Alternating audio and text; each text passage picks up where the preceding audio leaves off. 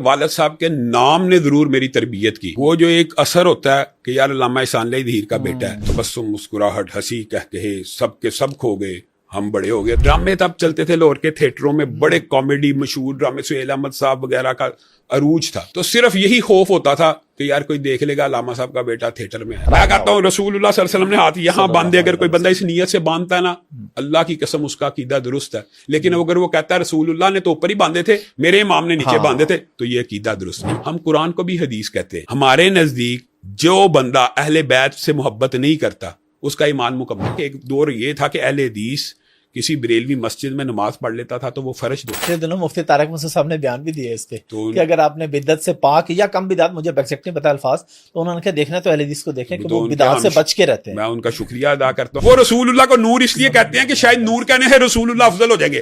ہم اس لیے رسول اللہ کو بشر کہتے ہیں کہ بشر کہنے سے افضل ہوتے ہیں. اگر یہ شخص قبر کے اوپر سجدہ کرتا ہے اور یہ شرک کا واضح مرتکب ہے, اس کے پیچھے نماز نہیں ہوتی. اہل حدیث کے نزدیک اجازت ہے کہ داڑھی کے اوپر والے بال ہیں, جو نیچے والے بال ہیں وہ کاٹے جا سکتے ہیں, لیکن داڑھ کے اوپر جتنے بھی بال آتے ہیں وہ کھلے. یعنی محارم کا پردہ تھوڑا ہوتا ہے نا, تو غامدی صاحب الٹا استدلال لوگوں کے سامنے پیش کرتے ہیں کہ امہات المومنین کے چہرے کا پردہ اسلام میں, چہرے کا پردہ اسلام میں فرض ہے ہمارے. مسجد کا مولوی اگر بدکاری کرے, مسجد اور مدرسے کے اندر اگر بدکاری ہو, تو اس کو شریعت کے اندر بھی, میں دلائل سے ثابت کر سکتا ہوں, 2 گنا سزا ملنی چاہیے. کہ مسجد کا اگر کوئی ملا بدکاری میں پکڑا جاتا ہے, اس کو مینار پاکستان پہ پہلے ٹانگا جائے بنسبت کالج یونیورسٹی میں زنا کرنے والے کو. حضرت عمر کے دور میں 20 رکعت تراویح ہوئی, یہ ایک اکیلی دلیل ہے. اور یزید بن نعمان نے حضرت عمر کا دور نہیں پایا. ایک میں نے کلپ سنا, کہتا ہے 20 تراویح تو تراویح سے ثابت ہے. کہتا کیسے؟ کہنا ترے وی.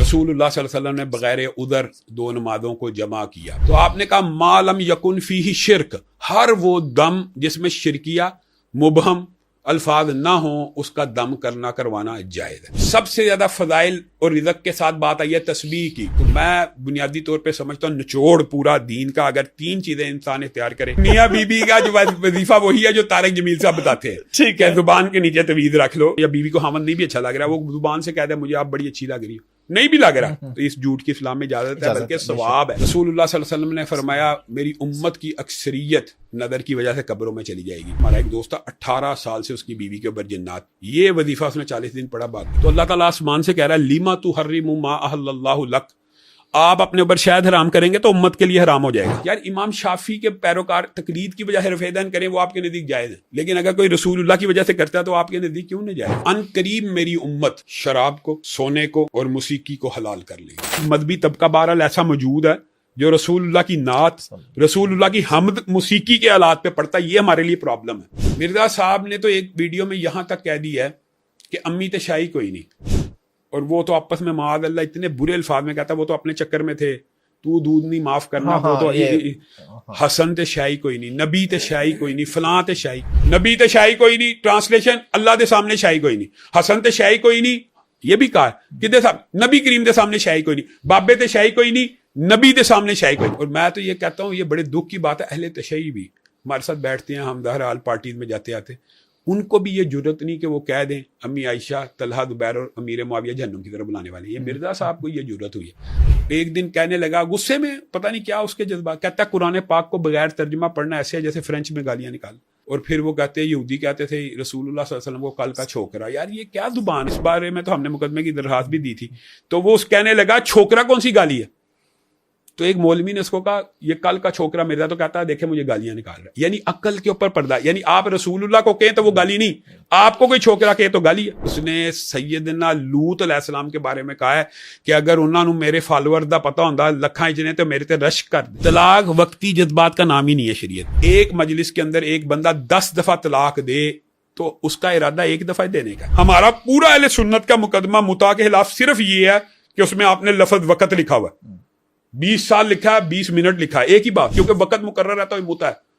تو حلالہ تو متا کا بھی باپ. لیکن آپ کو یہ مار پیٹ نظر نہیں آئے گی, اس کی ایک بہت بڑی وجہ کیمرہ بھی ہے. اللہ سے اتنا نہیں ڈرتے جتنا کیمرے سے ڈرتے. السلام علیکم جی, حافظ احمد پوڈ کاسٹ میں خوش آمدید. اور آج کل آپ دیکھ رہے ہیں میری کوشش ہے کہ ایسے لوگوں سے آپ کی ملاقات کروائی جائے, ایسے لوگوں کو آپ سے ملوایا جائے, ایسے لوگوں سے بات کی جائے, سنی جائے, جو محبت کی بات کرتے ہیں, معاشرے میں ملانے کی بات کرتے ہیں, لڑائی جھگڑے یا فساد کی بات نہیں کرتے, اخلاقیات کی بات کرتے ہیں. اسی سلسلے کی کڑی چلتی جا رہی ہے. آج میں موجود ہوں مرکز اہل حدیث پاکستان میں اور صدر جمعیت اہل حدیث پاکستان کے ساتھ جناب علامہ ہشام الہی ظہیر صاحب. علامہ صاحب بہت شکریہ آپ کے ٹائم کا. اہلاً و سہلاً، مرحبا. علامہ صاحب سب سے پہلے ہم جاننا چاہیں گے، یقیناً لوگ جانتے بھی ہیں آپ کے والد صاحب کی ماشاءاللہ بڑی خدمات اور پھر ان کی جو شہادت کا معاملہ ہے وہ سارا. میں چاہوں گا اس بارے میں ہمیں تھوڑا سا بتائیے کہ آپ کے والد صاحب کا، آپ کا اپنا جو فیملی بیک گراؤنڈ ہے اس بارے میں تھوڑی سی تفصیل بتائیے. پھر آپ کو اس طرف شوق کیسے پیدا ہوا کہ آپ نے بھی اسی طرف آنا ہے؟ ورنہ ہوتا ہے لیگیسی، بہت لوگ ہوتے ہیں باپ بڑا اچھا کام کرے بیٹے کسی اور طرف نکل جاتے ہیں، آپ نے یہ راستہ کیوں چنا؟ بسم اللہ الرحمن الرحیم. بنیادی طور کے اوپر جس وقت والد صاحب کی شہادت ہوئی اس وقت میری عمر 8 سے 9 برس کے درمیان تھی. تو ظاہر ہے ایک بچے کا شعور تو اس سطح کا نہیں ہوتا، لیکن عربی کا ایک محاورہ ہے کہ بڑوں کی موت نے مجھے بڑا کر دیا. تو والد صاحب کی شہادت کے بعد والدہ کی یہ شدید خواہش تھی کہ ان کا کوئی بیٹا حافظ قرآن بنے، عالم دین بنے. بڑے بھائی کی عمر اس وقت 14-15 سال تھی، ابتسام بھائی وہ بھی حافظ نہیں تھے. تو والدہ کی اس خواہش کو مد نظر رکھتے ہوئے ابتسام بھائی نے بھی FSC کے بعد حفظ کیا، اور مجھے والدہ نے 5 کلاسیں کرسچن ماڈل سے پڑھانے کے بعد حفظ میں ڈال دیا. تو میں نے بھی ابتدائی تعلیم، ویسے تو اگر بچپن ہے وہ تو والد صاحب کی زیر سایہ گزارا، لیکن 8 سال تک آپ کو پتا ہے بندے کی کتنی کی تربیت. اور تو بنیادی طور پہ اگر آپ یوں سمجھے کہ والد صاحب کے نام نے ضرور میری تربیت کی. وہ جو ایک اثر ہوتا ہے کہ یار علامہ احسان اللہ ظہیر کا بیٹا ہے، وہ جو ایک حصار ہوتا ہے اس کے ساتھ انسان بہرحال اپنے آپ کو جیسے جیسے بڑا ہوتا ہے، لوگوں کی توقعات ہوتی ہیں کہ یار یہ اتنے بڑے عالم دین کا بیٹا ہے. تو حفظ قرآن کے بعد پھر جو عصری تعلیم تھی وہ مکمل کی، اور اس کے بعد دوبارہ جو ٹرن آیا، میں جب گورنمنٹ کالج میں زولوجی باٹنی اسٹیٹ میں BSc کر رہا تھا. ویسے تو FSC پری میڈیکل کے بعد خواہش تھی کہ ڈاکٹر بنوں، کچھ نمبر کم تھے تو وہ داخلہ نہ ہوا. پھر میں نے کہا BSc کر کے دوبارہ، اس دور میں BSc کے بعد بھی داخلہ مل جاتا تھا.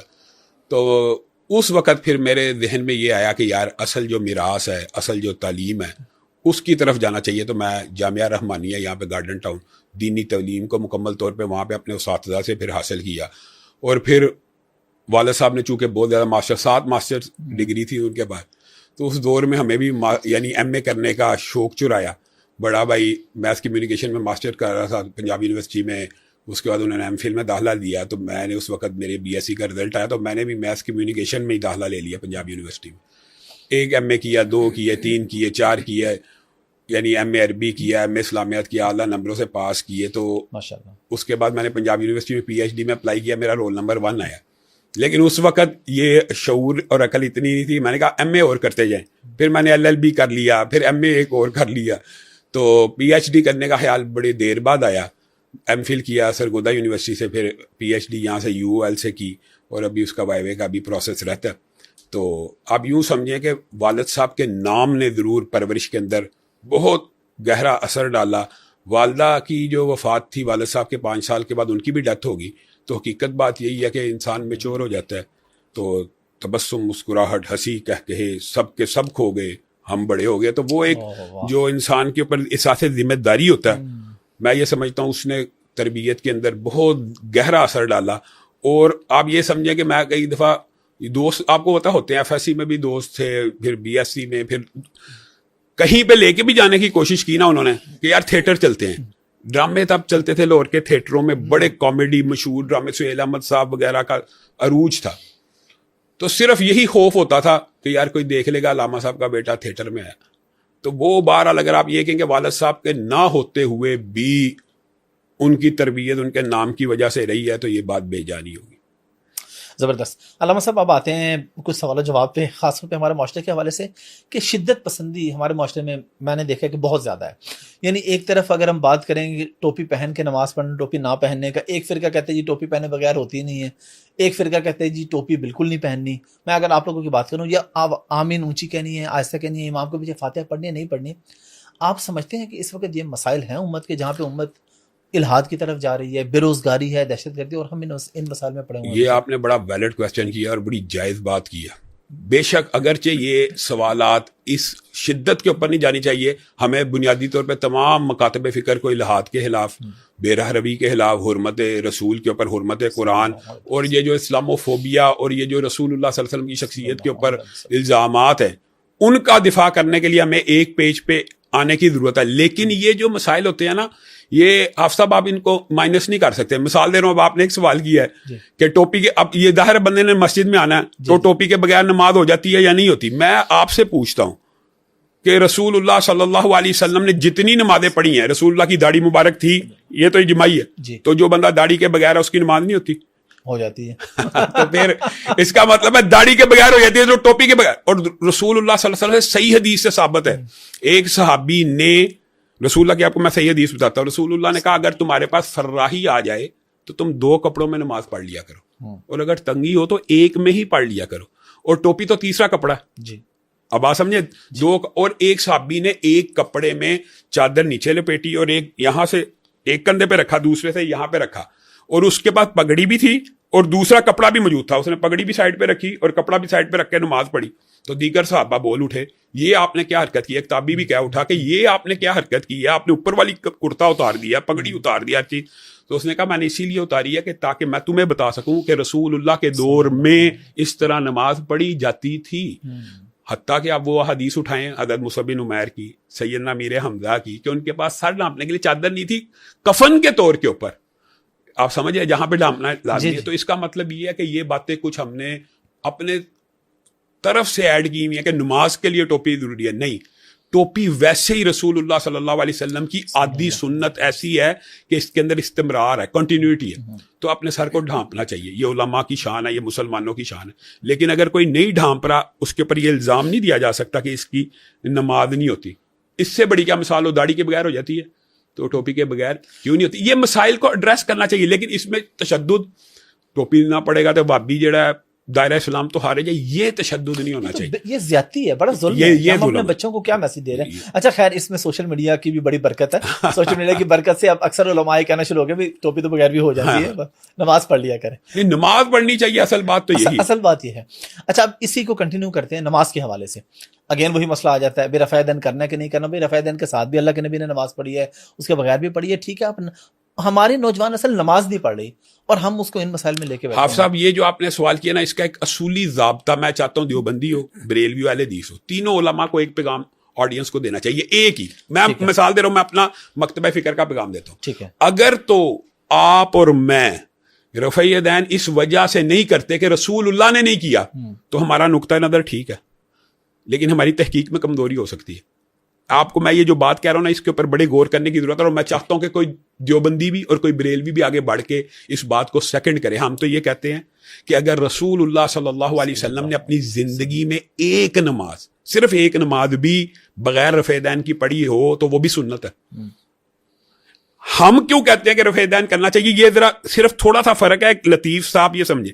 ہم یہ سمجھتے ہیں کہ رسول اللہ صلی اللہ علیہ وسلم نے پوری زندگی ایک نماز بھی بغیر رفع دین کے نہیں پڑھی, ہر نماز میں رفع دین کیا. اگر ہماری تحقیق یہ کہ ایک نماز بھی ایسی تھی جو انہوں نے بغیر رفع دین پڑھی ہے, تو وہ بھی حدیث ہے, وہ بھی سنت ہے, وہ بھی پڑھنا چاہیے. تو ہم اس کا یہ نقطہ نظر کہتے ہیں کہ جو بندہ یہ سمجھ کے رفع دین کرتا ہے کہ رسول اللہ کی سنت ہے, اس کا نقطہ نظر ٹھیک ہے, اس کی تحقیق ٹھیک ہے. اور جو بندہ یہ کہتا میں اس لیے رفع دین نہیں کرتا کہ رسول اللہ نے نہیں کیا, اس کا عقیدہ بھی درست ہے, اس کا نقطہ نظر بھی درست ہے. لیکن اگر وہ یہ کہتا ہے, یہ بات آپ کو سوال پٹ کرنا چاہیے, اگر وہ یہ کہتا ہے کہ رسول اللہ نے تو کیا, ساری زندگی کیا, لیکن میرے امام نے, میرے پیر نے, میرے فقیہ نے, میرے مجتہد نے نہیں کیا, انہوں نے رسول اللہ کی اس حدیث کو ایسے سمجھا کہ نہ کرنے میں بھی حرج نہیں, رسول اللہ نے کیا, تو یہ نقطہ نظر باطل ہے. یہ تو زیادتی والی بات ہے, یہ تو بالکل میں ایگری کرتا ہوں. بس یہ بات ہے, اتنی سی بات ہے. بنیادی بات کا مقصد یہ ہے کہ بد نیتی نہیں ہونی چاہیے. میں کہتا ہوں اجتہاد میں غلطی ہو سکتی ہے, تحقیق میں غلطی ہو سکتی ہے, لیکن نیت خراب. میں کہتا ہوں رسول اللہ صلی اللہ علیہ وسلم نے ہاتھ یہاں باندھے, اگر کوئی بندہ اس نیت سے باندھتا ہے نا, اللہ کی قسم اس کا عقیدہ درست ہے. لیکن اگر وہ کہتا ہے رسول اللہ نے تو اوپر ہی باندھے تھے, میرے امام نے نیچے باندھے تھے, تو یہ عقیدہ درست نہیں. اس کی اصلاح میں یہ کہتا ہوں کہ بریلوی علماء,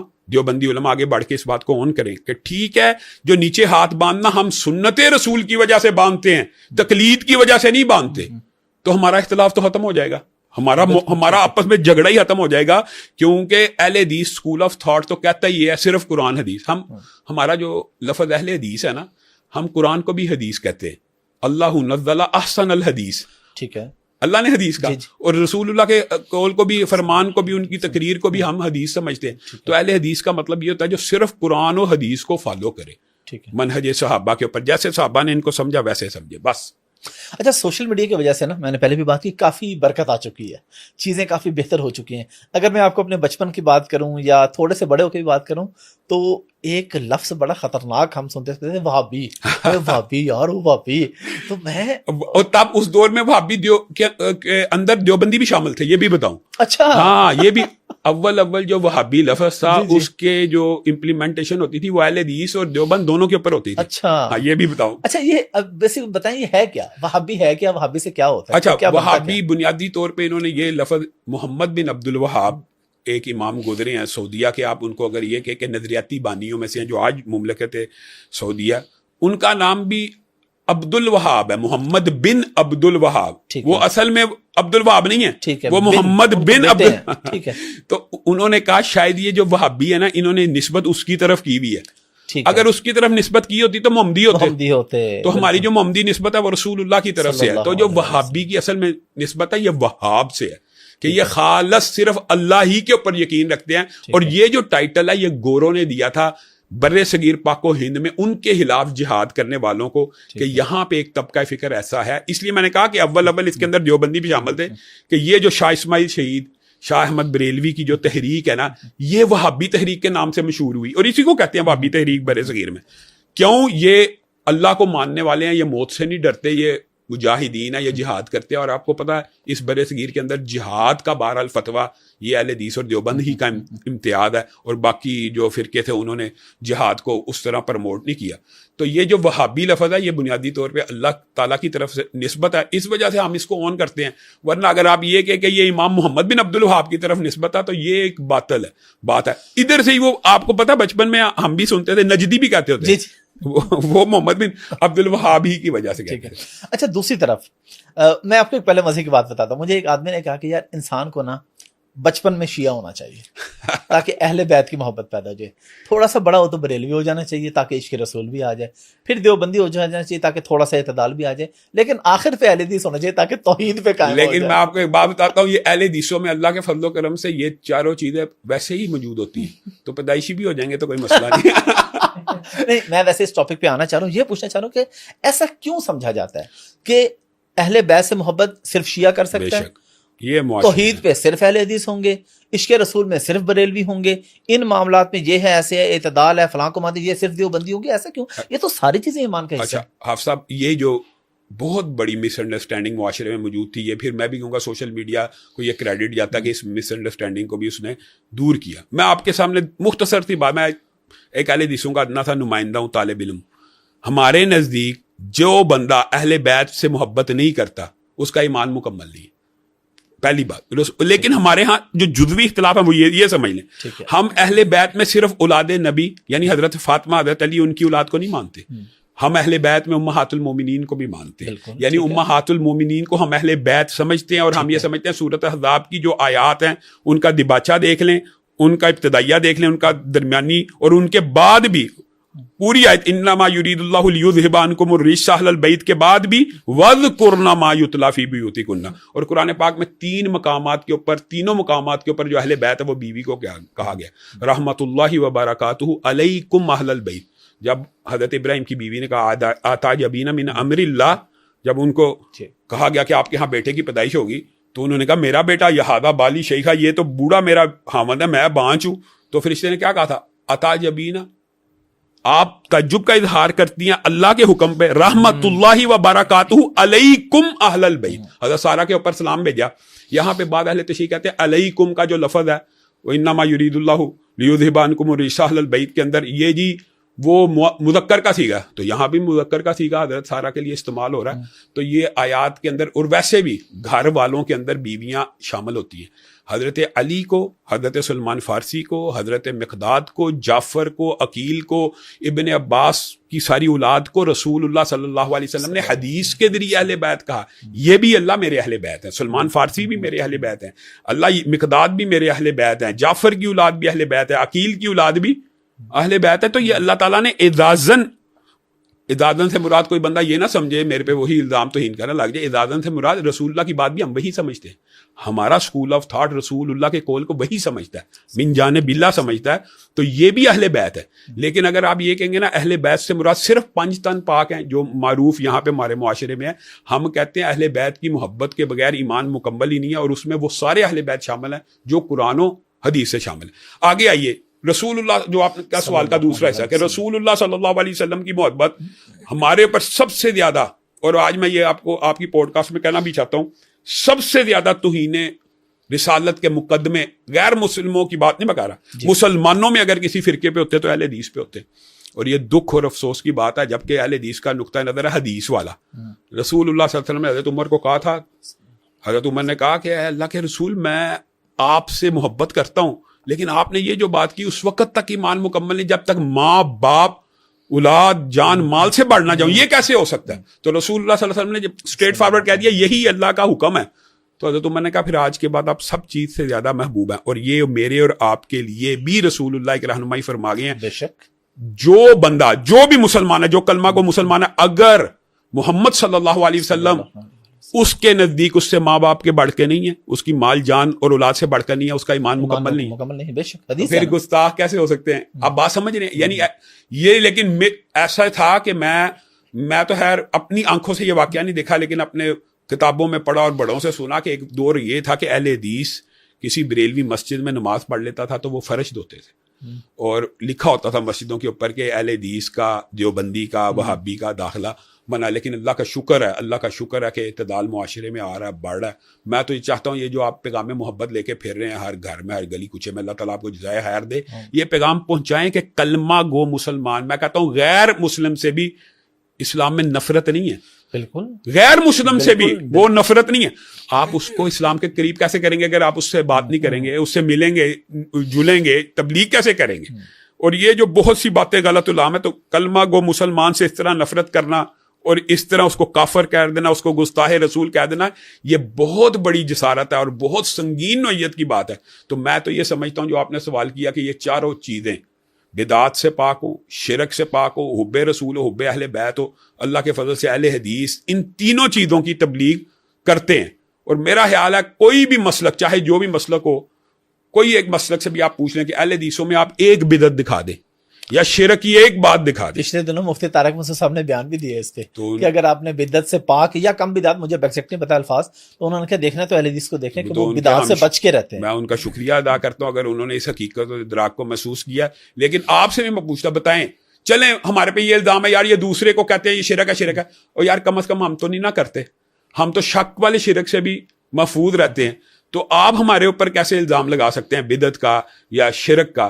یہی الزام پھر اس وجہ سے نہ ہوتا کہ جو توہین رسالت کا سب سے بڑا الزام لگتا ہے نا اہل حدیثوں پہ, اس کی ایک وجہ ہے, وہ ایک خیر لمبی فقہی بحث ہو جائے گی, یہ جی رسول اللہ کو بشر مانتے ہیں. اب سوشل میڈیا کی وجہ ہے یہ بحث بھی عام ہوگی.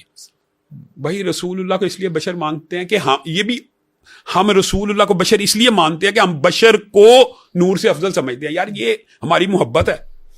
اگر آپ ہمیں ثابت کر دینا کہ نور بشر سے افضل ہے تو ہم رسول اللہ کو نور مان لیں گے. سمجھ رہے ہیں؟ بیسیکلی آپ افضلیت کے قائل ہیں. اب دیکھیں لقد خلقنا الانسان فی احسن تقویم, اللہ نے کہا وَلَقَدْ کَرَّمْنَا بنی آدم, اللہ نے کہا کہ سب سے زیادہ تکریم آدم کی اولاد کی ہے, سب سے زیادہ میری مخلوق میں احسن تقویم جو ہے وہ انسان ہے. تمام نورانی فرشتوں کو اللہ تعالیٰ نے کس کو سجدے کا حکم دیا تھا؟ آدم علیہ السلام کو. تو وہ عبادت کا سجدہ تھا کہ فضیلت کا؟ فضیلت کا.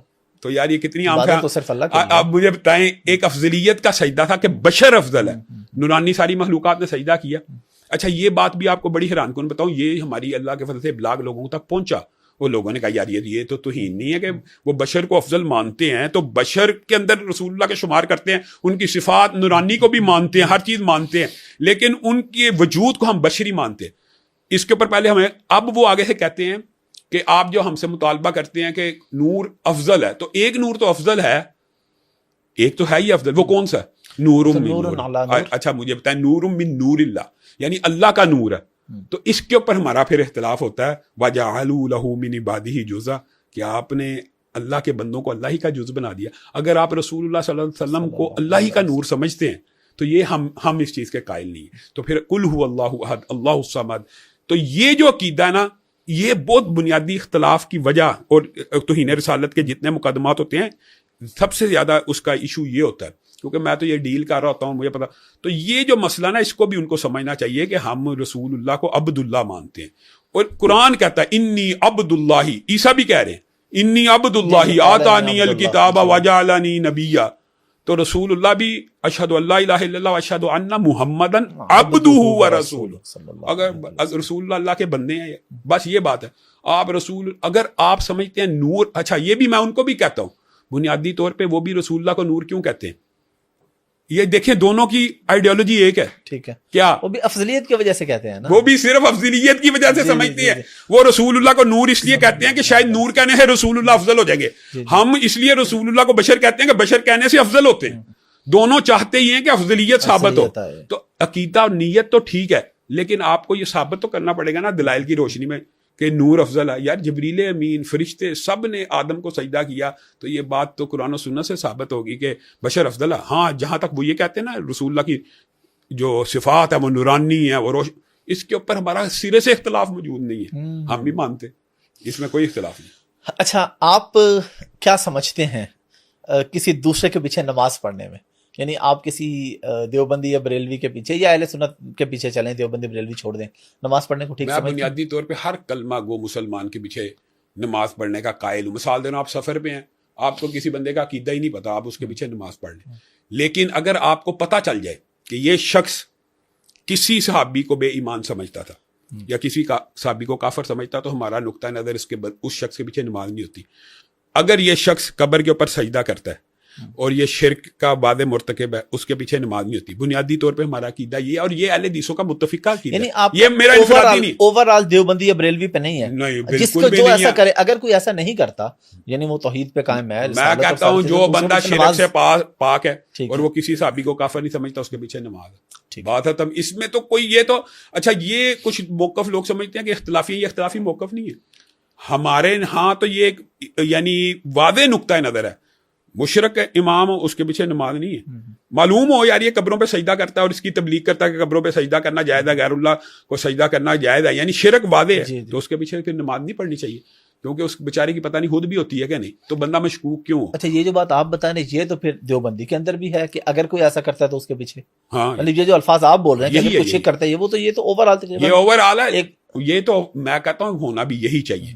ہم ایک دوسرے کے پیچھے نمازیں پڑھتے ہیں نا کیونکہ ہمیں حسن ظن ہوتا ہے. لیکن جس بندے کا عقیدہ واضح ہو جائے، مثال دے رہا ہوں، ایک بندہ اعلانیہ ممبر پہ بیٹھ کے کہہ رہا ہے کہ قبر پہ سجدہ کرنے سے کوئی حرج نہیں ہے، اور یہ نہیں ہے، یہ تعظیم کا سجدہ ہے، یہ شرک کا سجدہ نہیں ہے. یہ آپ کو پتہ قبروں کے اوپر جو سجدے ہوتے ہیں ان کے پیچھے وہ لاجک لے کے آتے ہیں، وہ تعظیمی والی، تعظیمی والی. اب تو حالانکہ امام احمد رضا خان اور ان کی اپنی کتابوں میں بھی لکھا ہے کہ تقدیمی سجدہ بھی حرام ہے. اس کی وجہ یہ ہے کہ رسول اللہ صلی اللہ علیہ وسلم نے کہا تھا اگر سجدہ کرنا مخلوقات میں سے کسی مخلوق کے لیے جائز ہوتا تو بیوی کو حکم دیا جاتا. تو اس کا مطلب ہے بیوی نہیں سجدہ کر سکتی تو باقی کوئی بھی سجدہ نہیں کر سکتا.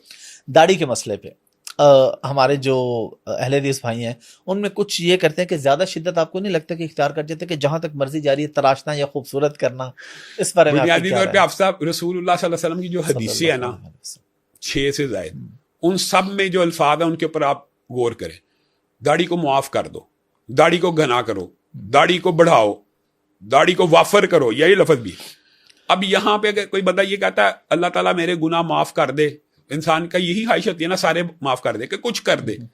تو جب داڑھی کو معاف کرنا پورا معاف کرنا چاہیے، کچھ نہیں کرنا چاہیے. لیکن ہمارے ہاں یہ بھی ہے کہ 2 صحابہ کا جو عمل ملتا ہے کہ انہوں نے ایک مٹھ کے بعد داڑھی کو کٹوایا، تو بعض علماء اہل حدیث اس چیز کے قائل ہیں کہ وہ عمل ان کا حج کے لیے تھا اور وہ تراش کے اندر آتا ہے، جو قصر کرنا تھا یا حلق کرنا تھا اسی کے اندر انہوں نے داڑھی کے بال بھی کاٹ لیے.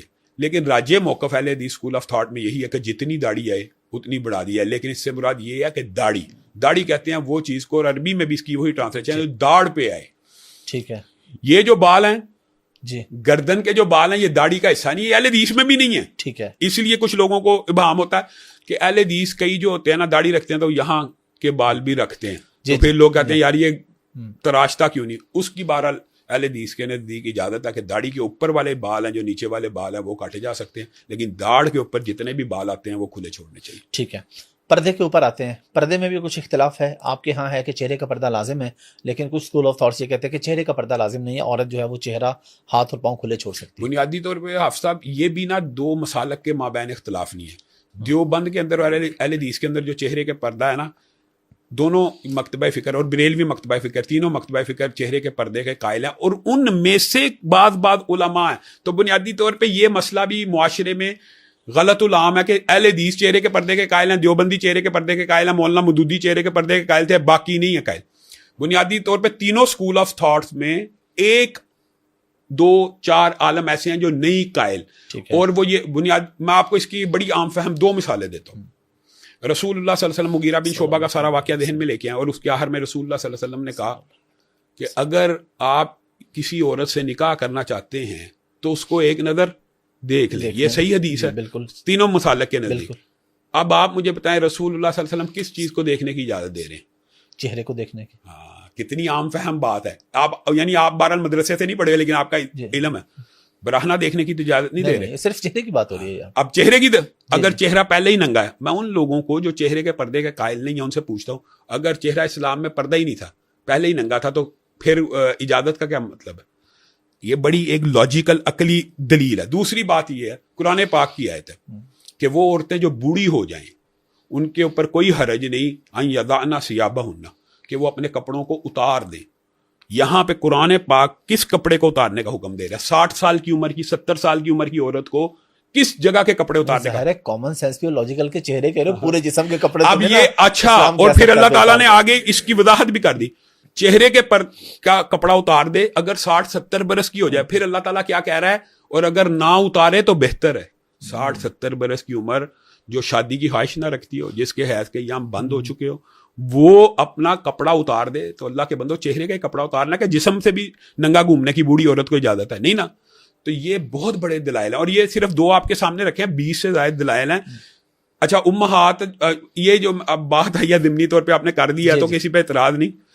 اس بارے میں ایک دفعہ مذاکرہ ہوا تو گامدی صاحب نے کہا یہ جو باتیں یہ امہات المومنین کے لیے تھی, چہرے کا پردہ, ٹھیک ہے, یعنی حالانکہ یہ واضح ہے. مغیرہ بن شعبہ کو امہات المومنین عام عورت کے بارے میں کہا تھا کہ دیکھ لو, کہا یہ پروٹوکول امہات المومنین کا ہے. میں آپ سے ایک سوال پوچھتا ہوں, امہات المومنین سے نکاح ہو سکتا ہے بندے کا؟ کبھی بھی نہیں ہو سکتا. ابدی محرم ہے نا. ہاں وہ تو حکم آ گیا نا, ابدی محرم ہے نا, رسول اللہ کے جانے کے بعد بھی نہیں, کبھی بھی نہیں ہو سکتا. تو جو ابدی محرم ہوتے ہیں ان کا پردہ تھوڑا ہوتا ہے کہ زیادہ ہوتا ہے؟ یعنی محارم کا پردہ تھوڑا ہوتا ہے نا.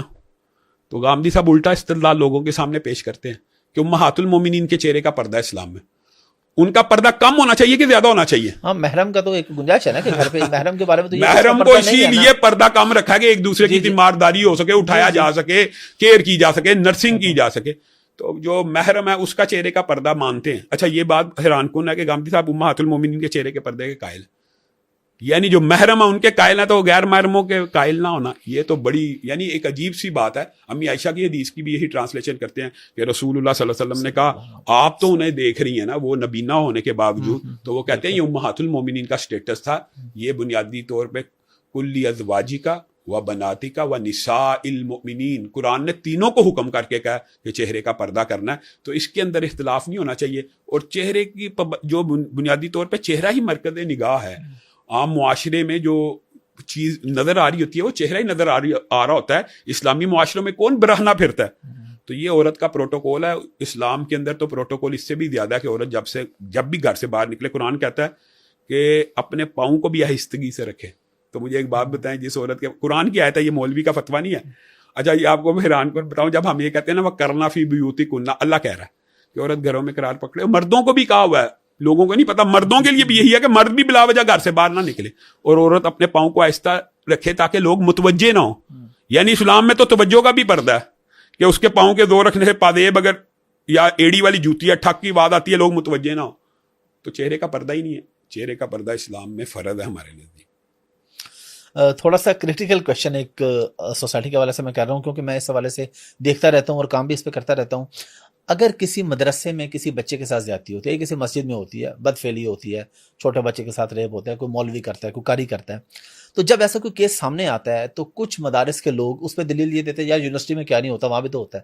تو میرا آپ سے سوال یہ ہے کہ کیا یہ دونوں چیزیں برابر ہیں؟ حافظ صاحب یہ جو آپ نے سوال کیا نا, یہ آپ نے بڑا اچھا کیا کہ آپ نے یہ سوال کر لیا. میں سب سے پہلے تو تمام علماء سے، مولویوں سے اور پاکستان کی تمام عوام سے ایک بات کہنا چاہتا ہوں، یہ جو آرگیومنٹ ہے یہ بڑا سطحی نوعیت کا ہے اور بڑا غلط ہے. بنیادی طور پہ مسجد کا مولوی اگر بدکاری کرے، مسجد اور مدرسے کے اندر اگر بدکاری ہو تو اس کو شریعت کے اندر بھی میں دلائل سے ثابت کر سکتا ہوں 2 گنا سزا ملنی چاہیے، اور وہ زیادہ سنگین نوعیت کا جرم ہے. بلکہ میرا تو مطالبہ یہ ہے کہ مسجد کا اگر کوئی ملا بدکاری میں پکڑا جاتا ہے اس کو مینار پاکستان پہ پہلے ٹانگا جائے بنسبت کالج یونیورسٹی میں زنا کرنے والے کو، اور مسجد کے مولوی کا، مدرسے کے محتمم کا، مدرسے کے استاد کا برائی کرنا عام معاشرے سے زیادہ سنگین ہے. اس کی وجہ سن لیں، حضرت عمر نے اپنے بیٹے کو ایک مخاطب ہو کے ایک جملہ کہا تھا جو رہنما اصول ہے، اگر کوئی عوام میں سے جرم کرے گا عبداللہ تو اس کو میں قہری سزا دوں گا 1، اور اگر تو کرے گا تجھے 2 سزا دوں گا. تو بات ختم. خلیفہ کا بیٹا ہونا ایک الگ سے ذمہ داری ہے، تو مدرسے کا مولوی ہونا ایک الگ سے ذمہ داری ہے. آپ لوگوں کو تربیت کرنے کے لیے مدرسے میں بلا رہے ہیں کہ آپ فحشی اور یانی سے بچ جائیں، اور آپ خود اس میں ملوث ہوں، آپ دگنے مجرم ہیں. رسول اللہ کی صحیح حدیث ہے، معراج کی رات کی صحیح حدیث. ایک شخص اپنی آنتڑیوں کے ارد گرد گھوم رہا تھا، آنتڑیاں باہر نکال کے گھوم رہا گدھے کی طرح. رسول اللہ صلی اللہ علیہ وسلم نے فرشتوں سے پوچھا یہ کیا ہو گیا، میری امت میں بھی کوئی شخص اتنا سنگین عذاب پائے گا؟ کہا یہ وہ ہے جو لوگوں کو تو نیکی کا حکم دیتا تھا اور عمل نہیں تھا کرتا. تو مدرسے کا مولوی جس کا ڈیوٹی ہے، فرض ہے کہ وہ لوگوں کو برائی سے بچائے، خود اس برائی کے اندر مبتلا ہے، اس کو میں مطالبہ بھی کرتا ہوں اس کو 2 سزا ملنی چاہیے. اچھا میرا بھی یہاں پہ چھوٹا سا ایک موقف ہے، میں چاروں میں جب لوگ یہ بات کرتے ہیں تو میں اس پہ یہ موقف دیتا ہوں کہ یار اس میں سب سے پہلی چیز یہ دیکھیں کہ مدرسے میں اگر کوئی کر رہے ہیں تو وہ مرد کے ساتھ کر رہا ہے، یہ زنا سے بڑا گناہ ہے، بہت بڑا گناہ. دوسری چیز یہ مسجد مدرسے کے اندر کر رہا ہے، وہ ہوٹل کے کمرے میں کر رہے ہیں. تیسری چیز یہ ریپ ہو رہا ہے کیونکہ بچوں کے ساتھ زبردستی ہوتی ہے یونیورسٹی میں، میوچل انڈرسٹینڈنگ غلط ہے. لیکن اس کے مقابلے میں کہتا ہوں یہ جو آپ نے تینوں سنگین نوعیتیں بیان کی ہیں نا، ان تینوں کی اکیلے جرم کی سزا موت ہے. وہاں پہ تو نہیں ہے. ایمانداری سے بتائیے، اگر ہم شریعت کے طالب علم ہیں نا، وہاں زنا بالرضا میں اگر کمارا ہے وہاں پہ تو نہیں موت. جی بالکل. تو زنا بالجبر کی اسلام میں سزا موت ہے. یہاں پہ مرد کے ساتھ اگر مرد کر رہا ہے، وہاں پہ مرد عورت کر رہے ہیں تو کوڑے ہیں نا. یہاں پہ موت ہے.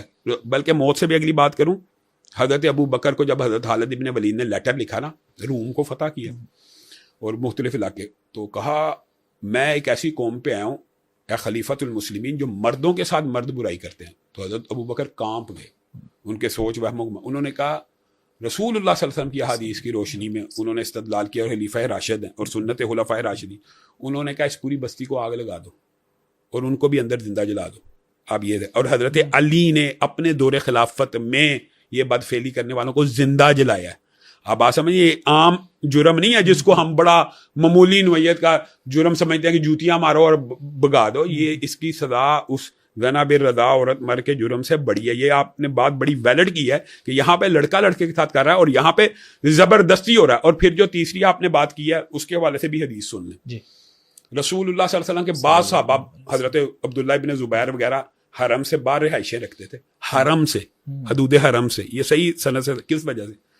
وہ یہ ان کا یہ تھا، وہ یہ سمجھتے تھے اور ان کا یہ موقف تھا کہ جیسے حرم میں ایک نیکی، ایک نماز 1,00,000 نماز کے برابر ہے، تو حرم میں ایک گناہ بھی زیادہ ہے. یہ جو آپ نے بات کی یہ ویلڈ ہے. مسجد کے صحن میں کیا جانے والا جرم اور گھر میں کیا جانے والا جرم، دونوں کی اللہ کی قسم نوعیت میں فرق ہے اور کیفیت میں فرق ہے. مثال دے رہا ہوں، ایک بندہ گھر میں ٹی وی دیکھ رہا ہے اور ایک بندہ مسجد کے اندر ٹی وی لگا کے بیٹھ جائے، دونوں میں فرق نہیں ہے. ایک بندہ گھر میں موسیقی سن رہا ہے اور ایک بندہ مسجد میں سن رہا ہے. تو اللہ کے بندوں اگر اس میں فرق ہے تو برائی میں فرق نہیں ہے. 100% فرق ہے. یہ تینوں باتیں جو آپ کی ہیں، جو آپ موقف پیش کرتے ہیں، مجھے بڑی خوشی ہوئی ہے. میں نے پہلے نہیں تھا سنا، میں اس کو سیکنڈ کرتا ہوں. یہ شریعت سے ثابت ہے کہ یہاں پہ پھر مائنر کے ساتھ ہوتا ہے، وہاں پہ دونوں اڈلٹ ہیں. بالکل وہی، وہ بے رضا اور جبر، ریپ والی بات آ گئی. بالکل. اچھا اب آتے ہیں تھوڑا سا یہ جو ایک مسئلہ ہمیشہ چلتا رہا ہے، تراویح 8 ہے کہ 20 ہے، تو اس میں میرا آپ سے سوال یہ ہے کہ کیا اس پہ شدت اختیار کرنا ٹھیک ہے؟ ایک ایسی عبادت کے اوپر کہ جس پہ شدت، یعنی ایک طبقہ یہ کہتا ہے کہ جی 8 سے اوپر پڑھنی ہی نہیں ہے، ہم نے 8 ہی پڑھنی، اور ایک کہتا ہے جی 20 سے نیچے ہوتی ہی نہیں. اچھا آپ صاحب، اس کے بارے میں بھی نا کچھ غلط علام ہے معاشرے میں. اہل حدیث کا جو نقطہ نظر ہے وہ یہ ہے کہ واضح حدیث آ گئی نا، امی عائشہ سے پوچھا گیا رمضان غیر رمضان، اگر لفظ نہ ہوتا پھر تو رمضان غیر رمضان رسول اللہ کی نماز کتنی تھی رات کی؟ آپ نے کہا 11 رکعت ہے. اس کے اوپر سارے مسالک کا اتفاق ہے. ہم یہ کہتے ہیں یہ جو آپ دوسری بات سمجھتے ہیں نا کہ 11 سے زیادہ نہیں پڑھنی, یہ بات غلط العام ہے. ہمارے نزدیک عدد کا تعین کیے بغیر کوئی بندہ جتنے جی چاہے جب جی چاہے نفل پڑھ لے. مثال ہے, ایک مجھے حاجت ہے تو میں صلاۃ حاجت 2 رکعت پڑھوں, کون مجھے روک سکتا ہے؟ مجھے حاجت ہی اس وقت ہے, میں پریشانی میں بھی پھنسا ہوں تو میں جب مرضی 2 رکعت پڑھوں, میں جتنے مرضی نوافل پڑھوں, اللہ رب العزت کوئی مجھے نہیں سوچ. ہمارا اختلاف بنیادی طور پہ یہ ہے کہ آپ نے جو 20 کا عدد مقرر کیا ہے یہ کہاں سے مقرر کیا؟ اگر وہی بات ہے, اگر آپ یہ سمجھتے ہیں رسول اللہ کی سنت ہے تو پھر آپ کا نقطہ نظر درست ہے, لیکن اگر آپ یہ سمجھتے ہیں کہ یہ عملی تواتر ہے, اور جو وہ یہ سمجھتے ہیں اور رسول اللہ صلی اللہ علیہ وسلم کی حدیث یا رسول اللہ کے عمل نہیں سمجھتے, وہ کہتے ہیں کہ حضرت عمر نے اس چیز کا حکم دیا تھا. میں یہ کہتا ہوں اگر حضرت عمر نے بھی حکم دیا ہو تو ان کا حکم موطا امام مالک میں ابی بن کعب اور تمیم داری کی حدیث میں واضح ہے کہ جا کے 11 رکعت پڑھاؤ. اور یہ جو 20 رکعت کا حکم ہے یہ حضرت عمر کا نہیں ہے, بلکہ اس کے الفاظ یہ ہیں اس حدیث کے جس کو یہ اثر کہتے ہیں. حضرت عمر کے دور میں 20 رکعت تراویح ہوئی, یہ ایک اکیلی دلیل ہے. اور یزید بن نعمان نے حضرت عمر کا دور نہیں پایا جو اس حدیث کا راوی ہے, لیکن اس سے کسی سے سنا اور اس نے اس کیفیت کو بتا دیا. کسی جگہ پہ کسی عمل کا ہونا اس کے جواز کی دلیل نہیں بنتا کہ حضرت عمر کے دور میں قتل ہوا تو یہ قتل کا جواز نہیں ہے. حضرت عمر کے دور میں کہیں 20 پڑھی گئی, بالفرض مان لیا پڑھی گئی, کس نے پڑھائی ہے؟ کون مقتدی تھے؟ کیا یہ بات رسول اللہ تک گئی ہے؟ آپ بھی سمجھتے ہیں کہ یہ بات رسول اللہ تک نہیں پہنچتی, اور حدیث واضح 11 رکعت کیا اور حضرت عمر کا حکم ہے کہ جا کے 11 رکعت نماز پڑھاؤ, حکم حضرت عمر یہ دے رہے ہیں. اور اس کے مقابل یہ پیش کرنا کہ 20 کا ایک جگہ پڑھی گئی تھی پھر امت نے 20 کو پسند کیا. ہم یہ کہتے ہیں یہ 20 کا عدد آیا کہاں سے؟ اگر تو 20 کا عدد رسول اللہ کی سنت ہے, اللہ کی قسم ہمیں کوئی اعتراض نہیں. میں تو آپ کو یہ بات یہاں تک کہتا ہوں, رسول اللہ نے اپنی پوری زندگی میں کوئی عمل ایک دفعہ کیا ہو, وہ انسان ساری زندگی بھی کر لے وہ بھی سنت ہے. مثلا رسول اللہ نے زندگی میں کتنے حج کیے ہیں؟ ایک حج کیا ہے, 4 عمرے کی. ایک حج کیا نا. بالکل. ایک بندہ ہر سال حج کرے وہ سنت ہوگا کہ نہیں؟ سنت تو ایک دفعہ پوری ہوگی, لیکن اس کے بعد بھی وہ کہہ رہا ہے تو ٹھیک ہے, اللہ کے نبی کا عمل تو ہے نا. بات اتنی سی بات, فرض ایک دفعہ ادا ہو گیا, لیکن باقی وہ حج کرے گا تو وہ سنت حج ہی کر رہا ہے. جی جی بالکل, وہ سنت کے مطابق ہی کر رہا ہے. تو رسول اللہ کے کئی اعمال کم بھی ہوں تو ہم یہ کہتے ہیں رسول اللہ نے پوری زندگی میں ایک دفعہ بھی 20 تراویح پڑھی ہو, اللہ کی قسم پڑھنے کی اجازت ہے. ہم یہ کہتے ہیں آپ بھی اعتدال کا رستہ اختیار کریں, 20 کا عدد مقرر نہ کریں. اگر آپ کہتے ہیں کہ یار جتنے مرضی پڑھو تو پھر جتنے مرضی پڑھو, کسی دن آپ 18 بھی پڑھیں, کسی دن آپ 40 بھی پڑھ لیں, کسی دن آپ 23 بھی پڑھ لیں, لیکن اگر آپ یہ کہیں گے کہ 20 ہی ہے تو اس کی آپ کو دلیل دینی ہوگی. بس اتنی سی بات ہے, یہ کوئی اختلافی بات نہیں ہے. اور میں یہ سمجھتا ہوں یہ اختلاف کو اتنا اچھا, بعض اوقات لوگ نا یہ جی 20 تراویح کا جھگڑا رفع دین, اللہ کی قسم 20 تراویح اور رفع دین کی وجہ سے امت میں کبھی قتل قتال نہیں ہوا. آپ سمجھتے ہیں معاشرے میں اس بات, ہم اکٹھے نمازیں پڑھتے ہیں, مثلا دیوبندی علماء اور اہل حدیث علماء ہم اکٹھے نمازیں پڑھتے ہیں, ایک دوسرے سے ملتے ہیں, ہم تو کبھی نہیں ایک دوسرے کو اس وجہ سے کافر کہتے ہیں آپ نے 20 کیوں پڑھی ہے. یہ قطعاً ایسی بات نہیں ہے. اس لیے ان اختلافات کو بھی ہائی لائٹ اور پروموٹ کر کے یہ کچھ لوگ ایک اس کام کی ان کی ڈیوٹی لگی ہوئی ہے کہ شاید یہ کفر اسلام کا مسئلہ بالکل نہیں ہے. الحمدللہ معتدل علماء وہاں پہ بھی موجود ہے, یہاں پہ بھی موجود ہے, ان کا موقف ہے, وہ اپنے دلائل دیں, ہم اپنے دلائل دیں. ان جو فروعی اختلافات ہیں نا ان میں اپنا اپنا موقف رکھنے میں قطعاً کوئی حرج بھی نہیں ہے. حرج بھی کیا حرج ہے؟ کوئی حرج نہیں. اس سے کوئی نہ کفر اسلام کی جنگ ہو رہی ہے نہ ایک دوسرے کو ہم کافر کہہ رہے ہیں. ہاں لیکن آپ کی بات اہم ہے کہ نفرتیں پیدا ہو جاتی ہیں کہ شاید یہ نفرت نہیں ہونی چاہیے. آئیں اس عقیدے پہ آ جائیں کہ لوگوں کو کہیں ٹھیک ہے, آپ بھی یہ کہیں کہ بھائی 20 تراویح ہم اس لیے پڑھتے ہیں کہ رسول اللہ کی سنت ہے, ٹھیک ہے, آپ کا ہمارا نقطہ نظر ایک ہو جائے گا. تراویح سنت ہے کہ فرض ہے, اور اس کا روزے سے کیا تعلق ہے؟ یعنی ابھی تو الحمدللہ یہ شعور آ چکا ہے لوگوں میں مطلب چیزیں صحیح پتہ چل چکی ہیں. ایک دور تھا ہم یہ سنتے تھے کہ اگر آپ نے تراویح نہیں پڑھی تو آپ کو روزہ ہی نہیں ہوا, تو اب یہ الحمدللہ چیزیں کلیئر ہو رہی ہیں. بنیادی طور پہ تراویح کی جو فضائل ہے نا, یہ تو ایک پوری کتاب ہے قیام اللیل, یہاں پہ پڑھی بھی ہوئی ہے. تو سب سے عام فہم جو حدیث ہے جو ہم سب کو آتی ہے کہ من قام رمضان ایمانا و احتسابا غفر له ما تقدم من ذنبه, جو بندہ صرف رمضان کی ان 29 یا 30 راتوں میں یہ پڑھ لیتا ہے تو صاحب کا سارا گناہ معاف ہو جاتے ہیں. تو فضائل تو ہیں لیکن فرض نہیں ہے, نفلی عبادت ہے. رسول اللہ صلی اللہ علیہ وسلم نے 3 دن پڑھی. اب دیکھیں یہ بھی کتنی بڑی دلیل ہے. رسول اللہ نے 3 دن پڑھی, ہم 30 دن پڑھیں تو سنت کے خلاف ہے. رسول اللہ اگر ایک دن بھی پڑھ جاتے ہیں تو ہم 30 دن پڑھ سکتے ہیں. ٹھیک ہے, تو رسول اللہ نے 3 دن پڑھی, ہم 30 دن بھی پڑھیں تو وہ سارے اجر و ثواب جو قیام اللیل کے ہیں اتنے زیادہ ہیں. آپ صاحب حدیث آتی ہے جو بندہ عشاء امام کے ساتھ پڑھتا ہے اس کو آدھی رات کا قیام ہے، اور جو فجر پڑھتا ہے پوری پڑھتا ہے، اور جو امام کے ساتھ تہجد کی نماز یا تراویح کی نماز سلام پھیرتا ہے پوری رات کا قیام، یہ متعدد احادیث ہے. تو وہ فضائل ضرور حاصل کرنے چاہیے. بلکہ جو بیمار لوگ روزہ نہیں رکھتے وہ بیٹھ کے بھی تراویح پڑھیں، اور ان کو تراویح پڑھنی چاہیے. لیکن اگر ہمارے معاشرے میں آپ بات آئی ہے جدوی طور پہ، ایک میں نے کلپ سنا، کہتا ہے 20 تراویح تو تراویح سے ثابت ہے. کہتا کیسے؟ کہنا ترے بھی. تو یہ نہیں ہونا چاہیے. ایک اور بڑا اہم سوال نمازوں کو جمع کرنے کے حوالے سے، اس میں کیونکہ بنیادی طور پہ اختلاف پایا جاتا ہے، بہت لمبا چوڑا اختلاف ہاں جی، لمبا چوڑا اختلاف پایا جاتا ہے، فقہی اختلاف ہے کہ ایک کا وقت ختم ہو رہا ہے دوسرے کا شروع. میں امت کی آسانی کے لیے آپ سے پوچھ رہا ہوں، قرآن و حدیث سے ثابت آپ ہمیں بتا دیں کیا دلیل ہے کہ دو نمازوں کو سفر میں یا بغیر کسی وجہ کے کبھی جمع کیا جا سکتا ہے؟ رسول اللہ صلی اللہ علیہ وسلم کی متعدد صحیح روایات ہیں، اور ان روایات کے اوپر اختلاف بھی کوئی نہیں. رسول اللہ صلی اللہ علیہ وسلم نے بغیر عذر دو نمازوں کو جمع کیا.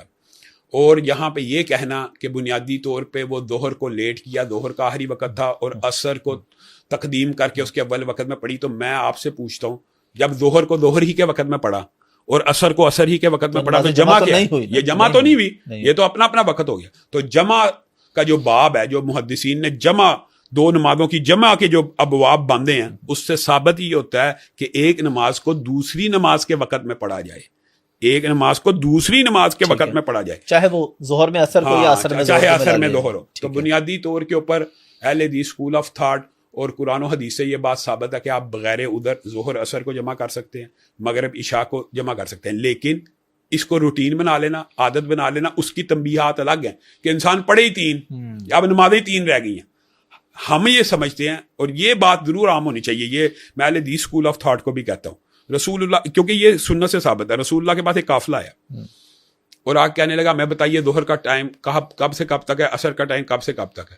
رسول اللہ صلی اللہ علیہ وسلم نے پہلے دن ان کو ساری نمازیں اول وقت میں پڑھائیں، ساری نمازیں اول، اور دوسری دن ان کو ساری نمازیں آخری وقت میں پڑھائیں. ٹھیک ہے. اور کہا یہاں سے یہاں تک وقت ہے. اب میں اہل حدیث سے بھی پوچھتا ہوں اور دیوبندی سے بھی پوچھتا ہوں، اہل حدیث اول وقت میں پڑھتے ہیں ساری، لیکن کیا کبھی آپ نے رسول اللہ کی اس حدیث کے اوپر بھی عمل کیا ہے کہ رسول اللہ نے اگلے دن ان کو آخری وقت میں پڑھائی تھی؟ آپ اس حدیث کے اوپر بھی عمل کریں. تو اسی طرح میں دیوبندیوں سے کہتا ہوں، آپ ہر نماز آخر وقت میں پڑھتے ہیں، تو رسول اللہ نے پہلے دن ساری اول وقت میں پڑھائی تھی، آپ کبھی اس کے اوپر بھی عمل کریں. اہل حدیث کے ہاں یہ ہے کہ اگر 1:45 بجے ظہر ہے نا تو کبھی 1:45 نہیں پڑھیں گے، 1 سوا 1 تک، حالانکہ جائز ہے. تو میں تو یہ سمجھتا ہوں کہ یہ جو نماز کے وقت میں وسعت ہے، یہ تو ہے ہی اللہ تعالیٰ نے اس لیے دیا ہے کہ انسان اس طرح، بہرحال کوئی فوج کی ٹریننگ ہوتی ہے یا روبوٹ تو نہیں ہے کہ انسان ہر روز ایک ٹائم پہ، اگر تخیر ہو بھی گئی ہے تو دوسری مسجد میں اذان ہو رہی ہے، نماز بہرحال باجماعت مرد پہ فرض ہے، تو وہ اس کو پڑھنے کے اندر آسانی ہوگی، 1:45 سے لے کے 1:45 2 بجے تک پڑھ لے. لیکن اس کے اوپر تو قطعاً اختلاف نہیں ہونا چاہیے، یار اول وقت پڑھو. ہاں اہل حدیث اس لیے پڑھ لیتے ہیں، آپ معاشرے میں دیکھیں نا کچھ باتیں اہل حدیثوں کے بھی امتیازی مسائل بن گئے. ہمارے برے صغیر پاک و ہند میں ہر اہل حدیث مسجد آپ کو اول وقت میں ملے گی، تو وہ اس کے اندر بہرحال گنجائش اور فراہی ہے، آپ آخر وقت تک پڑھ سکتے ہیں. سفر کے آپ کے نزدیک کیا ہے اہل حدیث کے ہاں کہ سفر کتنا شمار ہوتا ہے، کتنے میل؟ ہاں ہمارے نزدیک رسول اللہ کی وہ جو 9 میل والی 19 میل والی جتنی بھی احادیث ہیں، ان کا جو راجع موقف ہے یہ ہے کہ انسان جب شہر کی حدود سے باہر نکل جائے، کیونکہ شہر بڑا ہوتا ہے، شہر بڑا ہوتا جاتا ہے، اور رسول اللہ کی حدیث بھی، مثلا ایک دور میں لاہور تھا 3 کلومیٹر دائرے میں، لاہور سے باہر نکلے سفر شروع، آج 60 کلومیٹر کا، تو 60 کلومیٹر کے اندر سفر نہیں ہے، یعنی شہر کی حدود کے اندر سفر نہیں ہے. ٹھیک ہے. جیسے ہی آپ شہر کی حدود سے نکل گئے ہیں، تو یہ کہنا، بعض علماء قدیمی اس موقف کے قائل تھے کہ 9 میل ہوں گھر سے تو چاہے شہر کی حدود ہو، لیکن یہ بات راجع ہے کہ شہر سے نکلتے ساتھ ہی آپ دوگانہ اور قصر نماز پڑھ سکتے ہیں. تو یہی امت کا فہم ہے. اب اس کے اوپر تو الحمدللہ اختلاف ختم ہو گیا. روزے کے حوالے سے کیا ہے؟ سفر کے اندر جو کہتے ہیں آپ روزہ چھوڑ سکتے ہیں، تو اس پہ کیا ہے کہ سحری کا وقت اگر روزے کے دوران آئے، یا آپ ویسے سفر کر رہے ہیں تو آپ روزہ اگر آپ سفر کر رہے ہیں تو آپ روزہ چھوڑ سکتے ہیں، کیونکہ یہ اللہ تعالیٰ نے قرآن میں فائدۃ من ایام اخر کی آیت، تو اللہ تعالیٰ نے یہ سہولت قرآن میں دے دی. اور حدیث میں آیا ایک شخص کے اوپر لوگ صحابہ جمع تھے چھتری لے کے، رسول اللہ نے کہا کیا ہوا؟ کہا اس نے روزہ رکھا ہوا ہے، اب دھوپ ہے تو ہم اس کی ہیلپ کریں. تو رسول اللہ نے کہا اگر یہ چھوڑ دیتا تو اس کے لیے بہتر تھا، اپنے آپ کو کیوں آزمائش میں ڈالا؟ یعنی جو آسانیاں اللہ دین میں دے دے نا، رسول اللہ کا یہ فرمان ہے، اس کو حاصل کرو. بلکہ یہ جو آپ نے قصر کی بات کی ہے نا، تو یہ اس کے بارے میں صحیح حدیث موجود ہے کہ جب حضرت عمر کے پاس یعلا بن امیہ آئے فلیس علیکم جناح ان تقصروا من الصلاۃ ان خفتم ان یفتنکم الذین کفروا کی آیت لے کے آئے اور آ کے کہنے لگے اے عمر اس میں تو اللہ تعالیٰ نے قصر نماز کی اجازت دی ہے کافروں کے فتنے کے ساتھ کہ اگر کافروں کا خطرہ ہو فلیس علیکم جناح ان تقصروا من الصلاۃ ان خفتم ان یفتنکم الذین کفروا، اگر کافروں کا خطرہ ہو تب قصر کیا کرو۔ تو حضرت عمر مسکرانا شروع ہو گئے اور کہا عجبت مما عجبت، میں نے بھی اس آیت پہ یہی تعجب کا اظہار کیا تھا، میں رسول اللہ کی بارگاہ میں پیش ہو گیا، اللہ کے رسول اب تو کفار کا فتنہ ختم ہو گیا، تو اب ہم نماز قصر کیوں کرتے ہیں؟ تو رسول اللہ غصے میں آ گئے، یہ ہے وہ کہ اللہ نے جو میں تمہیں یہ صدقہ کیا، اللہ نے تمہیں یہ آسانی دی، اب تم مجھ سے سوال پوچھتے تعالیٰ کہ تاکہ اللہ پابندی لگا دے، تو میں محمد صلی اللہ علیہ وسلم اس آیت کی یہ تشریح کرتا ہوں۔ تو یہ انکار حدیث والوں سے بھی آج آپ سوال کریں کہ قرآن پاک میں تو قصر نماز کی اجازت صرف کافروں کے فتنے کے ساتھ خاص ہے، ہم کیوں قصر کرتے ہیں؟ کیونکہ رسول اللہ نے ٹرانسلیشن کر دی کہ یہ قیامت تک کے لیے صدقہ ہے، اس لیے اب یہ آیت کافروں کے فتنے کے ساتھ خاص نہیں ہے، جب بھی سفر پہ نکلو آپ قصر کر سکتے ہیں۔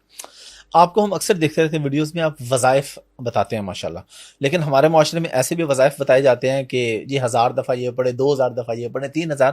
وظائف کی بیسیکلی شرعی اعتبار سے کیا حیثیت ہے؟ قرآن و سنت سے کون سے وظائف ثابت ہے، اور کیا ایسے وظائف ہوتے ہیں کہ 5000 دفعہ، 10000 مرتبہ، 33000 مرتبہ آپ نے یہ چیز پڑھنی ہے؟ حافظ صاحب بنیادی طور پہ جو وظائف کا باب ہے اس کو عربی میں کہتے ہیں رقیہ شریعہ، یعنی اردو میں اس کی ٹرانسلیشن کر لے دم، وظائف بھی صحیح ٹرانسلیشن ہے، ٹھیک ہے، اذکار، وظائف، دم کرنا، ٹھیک ہے۔ تو قرآن و سنت سے یہ بات واضح طور پہ ثابت ہے کہ رسول اللہ کے دور میں بھی رقیہ ہوتا تھا، یعنی دم ہوتے تھے۔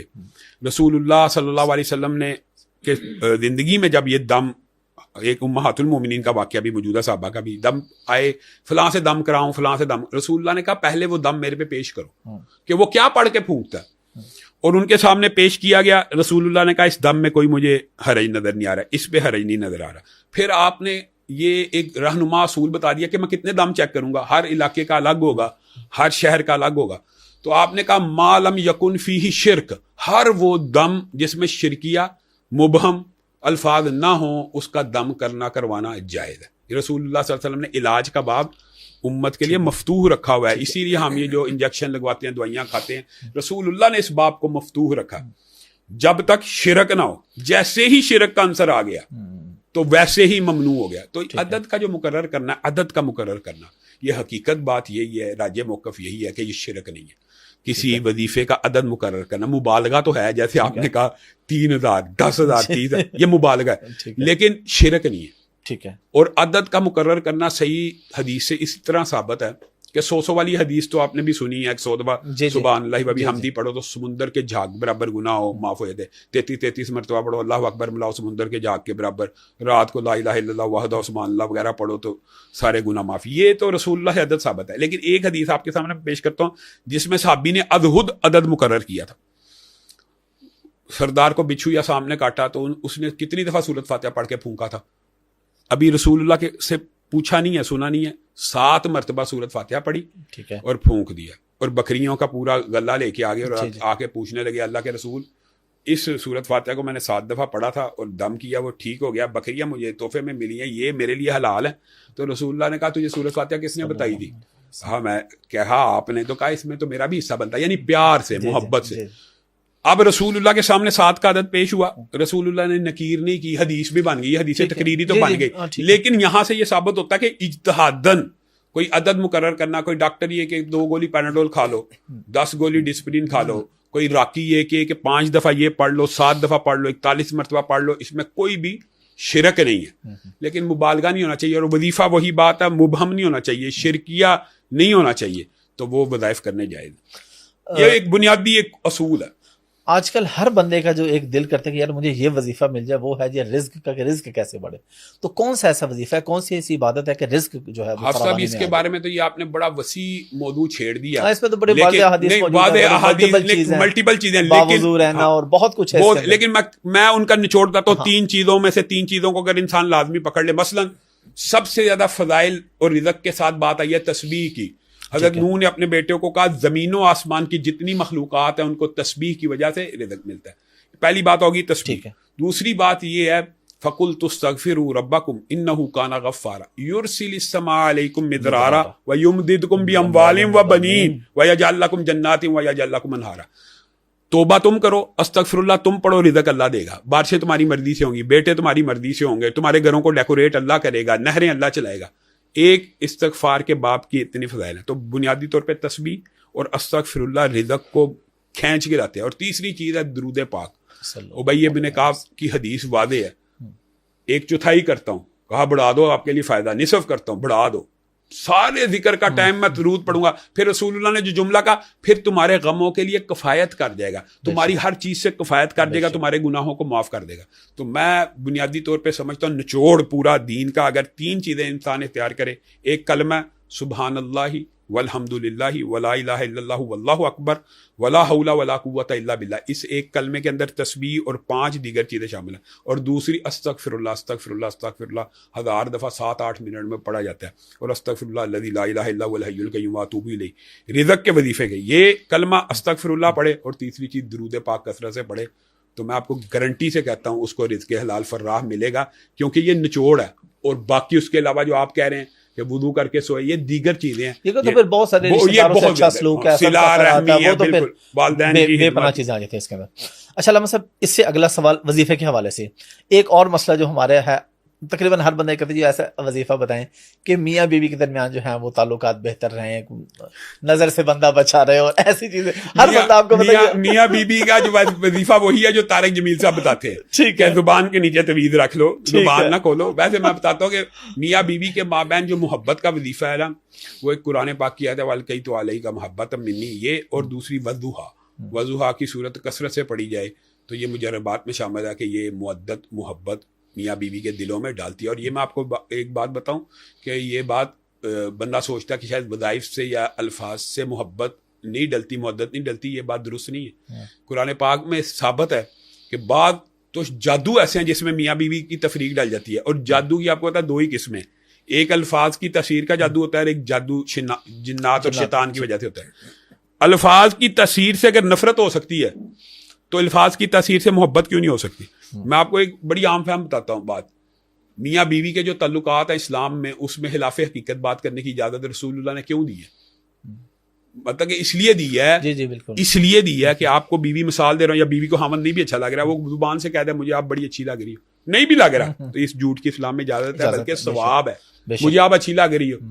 तो ये इसका आपका ख्याल है इन अल्फाज का असर नहीं है, इन अल्फाज का असर है, अल्फाज में असर होता है। मैं अभी आपको बुरा कहना शुरू कर दूं, गाली दूंगा, तो आप भड़क नहीं जाएंगे, आपका ब्लड प्रेशर बढ़ जाएगा। वो किसके असरात है? वो अल्फाज के असरात है। इसी तरह मोहब्बत के जो अल्फाज होते हैं उनके असरात होते हैं। और इसीलिए इस्लाम में खामंद को और बीवी को आपस में तल्लुकात अच्छे रखने के लिए खिलाफ हकीकत बात करने की शरीयत ने इजाजत दी है। बीवी इंसान को नहीं भी अच्छी लग रही है, आप मुझे बड़ी अच्छी लग रही है, खामंद से बेदार हुई पड़ी है, आया बड़ा आप मुझे बड़े अच्छे लग रहे हैं, मैं इन चीजों की इजाजत देने का मकसद ये है कि घर बच जाए। तो आप खिलाफ हकीकत बात, ये हमारा माशरा जी मैं बड़ा स्ट्रेट फॉरवर्ड हूँ, मैनू तू चंगी नहीं लग रही, वो मैं बड़ी स्ट्रेट फॉरवर्ड तू बड़ा पैड़ा, ये नहीं है इस्लाम में। जहां पे रसूलुल्लाह ने इजाजत दिया उसकी कुछ हिकमत है, यहाँ पे इजाजत है तो यहाँ पे आपने कह देना है और लाजमी कहना चाहिए, लाजमी कहना चाहिए। तो यही वज़ाइफ है बुनियादी तौर पे। सूरह बदुहा पढ़े, वालकई तो अलैहि का मोहब्बत मिन्नी, और रसूलुल्लाह सल्लल्लाहु अलैहि वसल्लम की इन तलीमात को सामने रखा जाए। एक और आपसे सवाल करूंगा वज़ाइफ के हवाले से, फिर आगे मजीद है कि नजर बद का थोड़ा बता दें, इसकी हकीकत क्या है, होती है नहीं होती, हो जाए या होने वाली हो, या पहले बचने के लिए कौन सा वजीफा कौन सी दुआ? रसूलुल्लाह सल्लल्लाहु अलैहि वसल्लम ने, जैसे आपने सवाल पूछा बड़ा उम्दा है, एक है नजर होने से पहले, उसका वजीफा ये आऊज़ु बिकलिमातिल्लाहि ताम्माति मिन शर्रि मा हलक। हज़रत हसन और हुसैन को रसूल सही हदीस से साबित है नजर से बचने के लिए ये वजीफा करते हैं। और दूसरा आऊज़ु बिकलिमातिल्लाहि ताम्मा मिन शर्रि कुल्ली शैतानिन व हाम्मा व मिन कुल्ली ऐनिन लाम्मा, यानी इसमें तो नजर बद का जिक्र रसूलुल्लाह ने कर दिया। हजरत हसन और हुसैन को नजर मिन कुल्ली ऐनिन लाम्मा, नजर बद से अल्लाह ताला इनको बचाए। और एक ये है कि नजर लग गई, और नजर की हकीकत क्या है इस्लाम में? रसूलुल्लाह सल्लल्लाहु अलैहि वसल्लम ने फरमाया मेरी उम्मत की अक्सरियत नज़र की वजह से कब्रों में चली जाएगी। तो ये हदीस सही है।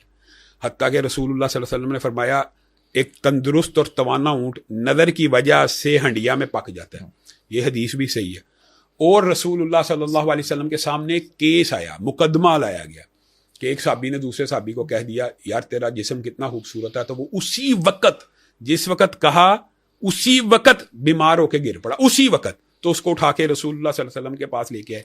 तो रसूलुल्लाह सल्लल्लाहु अलैहि वसल्लम ने नजर लगने के बाद के जो 2 तरीके बताए वो ये हैं। एक तो ये पहले के हैं, ठीक है, कि आऊज़ु बिकलिमातिल्लाहि ताम्माति मिन शर्रि मा खलक़, आऊज़ु बिकलिमातिल्लाहि ताम्मा मिन शर्रि कुल्ली शैतानिन व हाम्मा व मिन कुल्ली ऐइन लामा। एक है बाद में। तो रसूलुल्लाह सल्लल्लाहु अलैहि वसल्लम ने कहा तूने क्यों नहीं कहा माशा अल्लाह ला कुव्वता इल्ला बिल्लाह। अगर तू ये कह देता इसको नजर ना लगती। हाँ, इसका मतलब है तहसीन की नजर भी लगती है। लोग ये समझते हैं वालिदैन की नजर नहीं लगती, तहसीन एक होता है नजर बद, वो आइन लामा है, लेकिन एक है अपने प्यार की नजर, यानी खुशी की। बिल्कुल, बंदा देख रहा होता है बच्चे को, आप ऐनी मुशाहिदा करें, मोहब्बत से गिर जाता है बेचारा, चोट लग जाती है। जी जी बिल्कुल। हाँ, तो ये मोहब्बत की जो नजर होती है, ये नजर लगना 100% बरहक है। लेकिन जैसे ही ये ट्रेनिंग होनी चाहिए मुसलमानों की, जैसे ही आप बच्चे को देख रहे हैं और आप उससे किसी बात पे खुश हो रहे हैं, साथ ही के माशा अल्लाह, नजर नहीं लगेगी। ये गारंटी है, ला कुव्वता इल्ला बिल्लाह, गारंटी है कि नजर नहीं लगेगी। रसूलुल्लाह ने हुक्म दिया। फिर क्या कहा, अब लग गई है, तूने क्यों नहीं था कहा, अगर कहता ना होता अब क्या इलाज है। रसूलुल्लाह सल्लल्लाहु अलैहि वसल्लम ने कहा जा इसको अपने गुसल का पानी दे और उसके साथ ये गुसल करे, दुरुस्त हो जाएगा, तंदुरुस्त हो जाएगा। अब यहाँ पे मुनकरीन हदीस बड़ा एतराज़ करते हैं इस हदीस के ऊपर, ये रसूलुल्लाह सल्लल्लाहु अलैहि वसल्लम ने कहा तो नज़र जिसकी लगी है तो उसके गुसल के पानी से वो ठीक हो जाता है। इसी हदीस के अंदर जिक्र है कि उन्होंने गुसल करके अपना पानी दिया, जैसे ही उसको गुसल दिया वो तंदुरुस्त हो गए, खड़े हो गए। तो ये रसूलुल्लाह सल्लल्लाहु अलैहि वसल्लम की अल्लाह के नबी ने जो बात कह दी वो तो बरहक है उसमें। तो फिर अच्छा, अब है ये मुहद्दिसीन ने इसके नीचे जो तफसीहात लिखी हैं कि ये तो रसूलुल्लाह बता गए जिसका पता हो, कि लोग आके के जी लम्हा साहब तो मेरी नजर लगी थी, या मैं आपको कहूँ साहब आपको मेरी नजर लग गई है तो आप मेरे गुसल का, जहाँ पे मालूम नहीं है। तो मुहद्दिसीन ने लिखा उसके लिए बेहतरीन ये है कि जो बंदा नमाजी हो, जिसको आप समझते हैं, खासतौर पर वालिदैन के लिए बड़ा आसान होता है, अपने वालिदैन को बंदा कह सकता है नमाजी हो और नेक को आप समझते हैं उसको कि अपने वुदू का पानी मुझे दे, और जो बुनियादी तौर के ऊपर ये जिस्म का पानी भी होना चाहिए। ठीक है, जिसका मालूम है उसके जिस्म का पानी है, और जिसका मालूम नहीं है उसको वुदू के पानी, और उसको कि यार टब के अंदर मुझे वुदू कर दो, तो वो उसके अंदर बेरी के पत्ते डाल के गुसल करेगा, उसी वक्त नजर खत्म हो जाएगी, उसी वक्त नजर खत्म हो जाएगी। ये वज़ाइफ का साथ देखें, जितने जादूगर दुनिया में बड़े बड़े गुजरे और उन्होंने इस्लाम जब कबूल किया, वो एक ही बात कहते हैं कि हम अब उन जादूगरों से और जिन्नात से आयतल कुर्सी, औज़ु बिकलिमातिल्लाह, बिस्मिल्लाहिल्लज़ी ला यज़ुर्रु, आखिरी 4 कुलों से बचते हैं। अक्सरियत का ये कौल है, अक्सरियत का।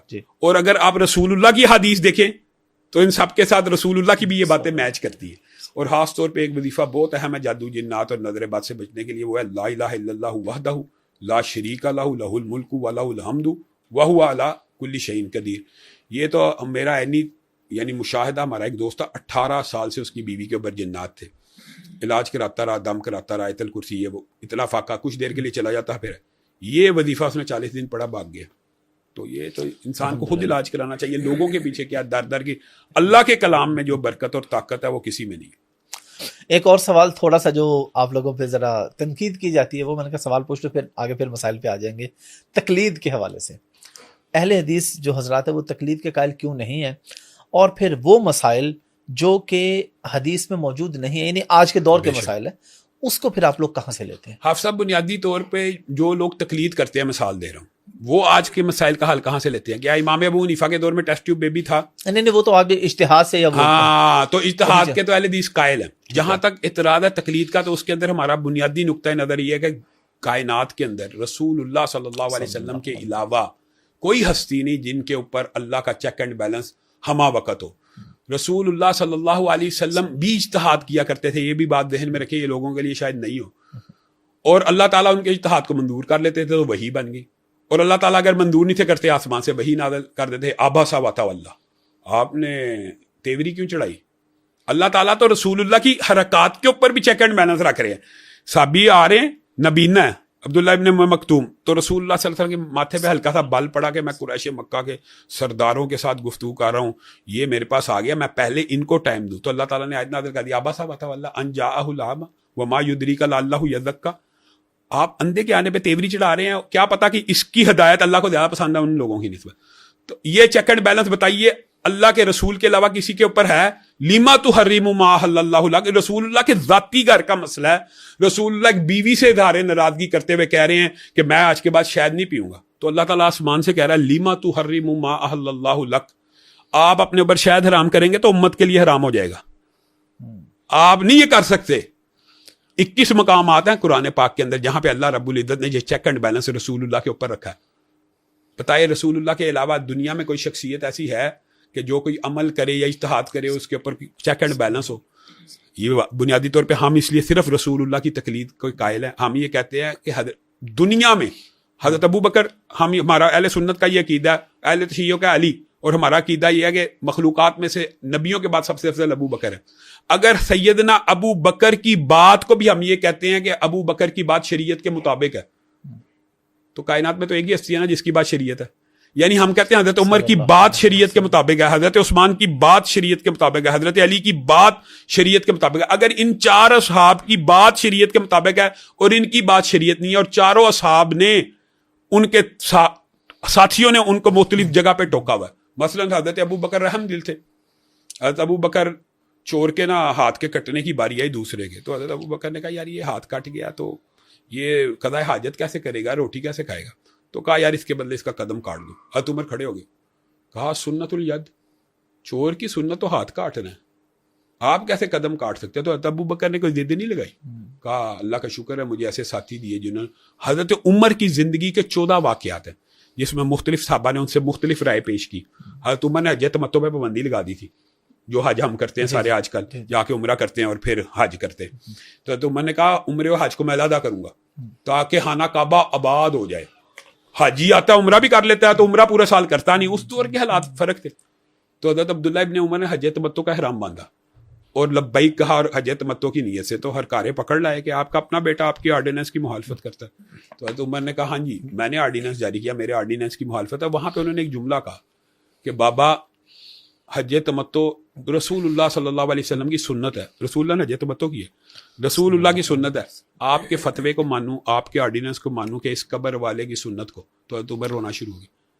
اگر تقلید جائز ہوتی تو عمر کی ہوتی، اگر تقلید جائز ہوتی تو ابو بکر کی ہوتی، عثمان کی ہوتی، علی کی ہوتی. اور ان صحابہ کا اختلاف ہوا اور ان صحابہ نے اختلاف میں فَإِن تَنَازَعْتُمْ فِي شَيْءٍ فَرُدُّوهُ إِلَى، انہوں نے اپنے اختلاف میں رسول اللہ کی حدیث کو جاری کیا. حضرت عمر کا اپنا واقعہ، حضرت عمر نے انگوٹھے کی نا دیت 15 اونٹ مقرر کر دی تھی. آپ کو پتہ یہ مشہور واقعہ، آرڈیننس لکھا اور انہوں نے آرڈیننس جاری کیا یار انگوٹھا جو ہے نا قوت و طاقت میں سب سے طاقتور ہے، اس کی دیت 15 اونٹ، ساتھ والی 2 انگلیاں برابر ہیں قوت طاقت میں تقریباً، تو 10 اونٹ، اور یہ چھوٹی انگلیاں اس کے 9 اونٹ کرو، اور یہ سب سے چھوٹی ہے اس میں تو قوت ہوتی نہیں، اس کے 6 اونٹ کرو. اونٹ 50 بنائے اور آرڈیننس جاری کر دیا پورے ملک.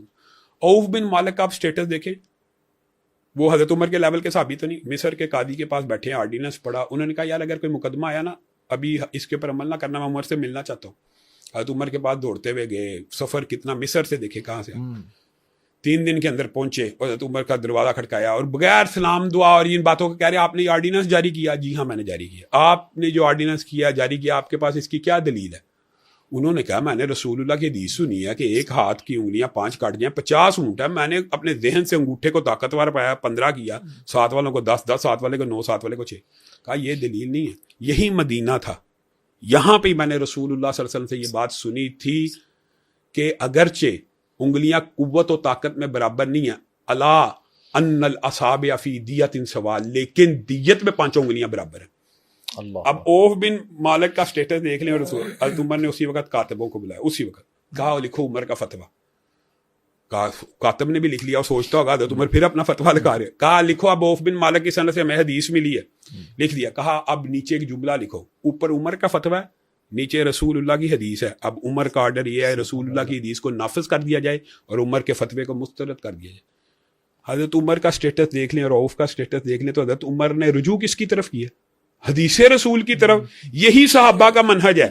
میرا دیوبندی سے اختلاف ہو جائے، میرا بریلوی سے اختلاف ہو جائے، میرا شیعہ سے اختلاف ہو جائے، آئیے آپ کا بھی نبی ہے میرا بھی نبی ہے، اس کی بات کے اوپر اتفاق کر لیتے ہیں. اس میں کوئی اچنبے کی بات نہیں ہے. اس لیے ہم کسی کی تقلید اس لیے نہیں کرتے، ہم رسول اللہ کے علاوہ کسی کو معصوم سمجھتے ہی نہیں. ہم سمجھتے ہیں رسول اللہ واحد ہیں جن کے اوپر چیک اینڈ بیلنس. اس کے جواب میں نا غامدی صاحب جیسے لوگ جواب یہ دیتے ہیں وہ جی رسول اللہ نے وہ جو پیوند کاری کی تھی وہ بھی تو اللہ تعالیٰ کا چیک اینڈ بیلنس موجود تھا تو صحیح ہوگی. اللہ نے ہی وہ بھی صحیح کرائی ہے. رسول اللہ نے اجتہاد کیا کہ ہاں پیوند کاری نہ کرو تو کھجوریں نہیں ہوئی، تو اس کے بعد اللہ تعالیٰ نے وہ دین کو، اب یہ سمجھتے ہیں کہ یہ شاید رسول اللہ کے چیک اینڈ بیلنس سے باہر بات ہے. اللہ ہی نے اصلاح فرما دی. تو رسول اللہ کی زندگی میں بھی صحابہ اجتہاد کرتے تھے, رسول اللہ خود اجتہاد کرتے تھے, اللہ کو منظور ہوتا, منظور جاری رہتا تھا, اور اگر کہیں پہ اللہ تعالیٰ سیدھا کرنا ہوتا کر دیتے. صحابہ رسول اللہ کے سامنے اجتہاد کرتے تھے, رسول اللہ پسند فرماتے تھے تو جاری ہو جاتا ہے, دین اور شریعت اور حدیث بن جاتی, نہیں تھے پسند کرتے تھے ٹوک سکتے تھے. اب بتائیے صحابہ کے بعد کون سی ایسی جماعت ہے؟ امام ابو حنیفہ بہرحال صحابی تو نہیں ہے نا, امام احمد ابن حنبل, امام مالک, امام شافعی, جن کی تقلید ہوتی ہے مشہور, یہی 4 امام ہیں نا جن کی تقلید ہوتی ہے. ان میں سے 3 اماموں کی تو حدیث کی کتابیں ہیں, یعنی موطا امام مالک بخاری سے پہلے حدیث کی سب سے بڑی کتاب, مسند امام احمد آج دنیا کے اوپر حدیث کی سب سے, مسند شافعی حدیث کی کتاب, امام ابو حنیفہ رحمہ اللہ اگرچہ حدیث کی کتاب نہیں لیکن فقہ کے بہت بڑے اماموں میں سے. تو گویا یہ 4 امام اگر ان کی تقلید واجب ہے تو رسول اللہ کی کیوں نہیں؟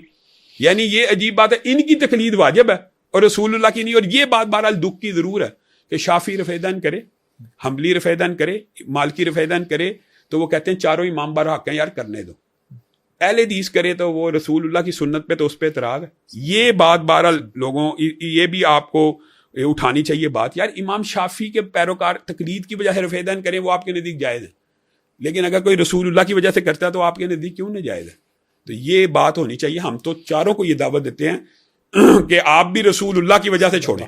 اگر آپ سمجھتے ہیں رسول اللہ نے نہیں کیا تو لوگوں کو ابلاغ کریں کہ ہم رسول اللہ کی وجہ سے نہیں کرتے. بنیادی بات وہی ہے جو آپ نے ابھی پن پوائنٹ کر دی ہے. بہت سے اعمال میں عبادت کی ادائیگی میں جو طریقہ کار کا اختلاف ہے وہ تقلید کی وجہ سے. حقیقت بات یہی ہے, ماننا چاہیے کہ تقلید کی وجہ سے سنت اور غیر سنت کا جو مسئلہ وہ الگ ہے. لیکن اس میں مجھے ایک چیز آپ کی بڑی پازیٹیو اور بڑی خوبصورت لگی, اور میں چاہتا ہوں یہی محبتیں پہلیں کہ ٹھیک ہے آپ اختلاف کریں لیکن احترام, یعنی آپ نے کہا امام ابو حنیفہ رحمہ اللہ, بہت سے ایسے لوگ ہیں جو مطلب اب یہ بھی زیادتی والی بات ہے کہ آپ اگر نہیں کر رہے تقلید تو آپ یار مجھے ایک بات ہے, امام ابو حنیفہ رحمہ اللہ کے گستاخ کو کے ایمان کے اوپر ہمیں خطرہ ہے یار. کیوں؟ ہم دیکھیں یہ جو دین کے امام ہیں, ہم تو ہماری تو دعوت یہ ان کی گستاخی نہیں کرنی چاہیے. یہ تو ہمارے امام ہیں, امام ابو حنیفہ اہل سنت کے امام ہیں. ہم تو کہہ رہے ہیں کسی کے یار غیر کے مقدسات کو بھی نہ چھیڑو. اللہ کہہ رہا ہے قرآن میں غیر کے مقدسات کو بھی نہیں چھیڑنا چاہیے, وہ نہ جانے میں آپ کے مقدسات کی توہین کرتا ہے. اور یہ تو مسلمان ہے. اور اب مجھے بات بتائیں, ہمارا مقدمہ یورپ کے سامنے کیا ہے کہ رسول اللہ صلی اللہ علیہ وسلم یار مقدسات مسلمان میں شامل ہیں. آپ ہیٹ سپیچ نہ کریں, ہم اس کو فریڈم آف سپیچ سمجھتے ہیں. بتائیں رسول اللہ کی توہین کو ہم فریڈم, ہاں بالکل ہمارے پاس کیا ایک ہی نعرہ نا یار, یہ ہیٹ سپیچ ہے, آپ سینٹیمنٹس کو مجروح کر رہے ہیں. تو کیا یہ ہمارے اماموں کی توہین ہونی چاہیے؟ نہیں ہونی چاہیے. یہی مقدمہ تو ہمارا یار اہل تشیع کے سامنے ہے کہ آپ اہل سنت کے جو مقدسات ہیں صحابہ ان کی توہین مت کریں. اچھا علامہ صاحب, موسیقی کے بارے میں بتائیے گا. موسیقی کے بارے میں ہم اکثر لوگوں کو سنتے بھی رہتے ہیں, کچھ لوگ کہتے ہیں کہ یہ بالکل جائز ہے, اس میں کوئی قباحت نہیں ہے. آپ بتائیے جائز ہے نہیں جائز, یا اگر جائز ہے تو کیا لمٹس ہیں, ناجائز ہے تو کیوں ناجائز ہے؟ حافظ صاحب بنیادی طور کے اوپر قرآن پاک کی 9 آیات ہیں جہاں سے موسیقی حرام نکلتی ہے, لیکن میں وہ 9 آیات رکھنے کی بجائے آپ کو ایک واقعہ بتا دیتا ہوں جی.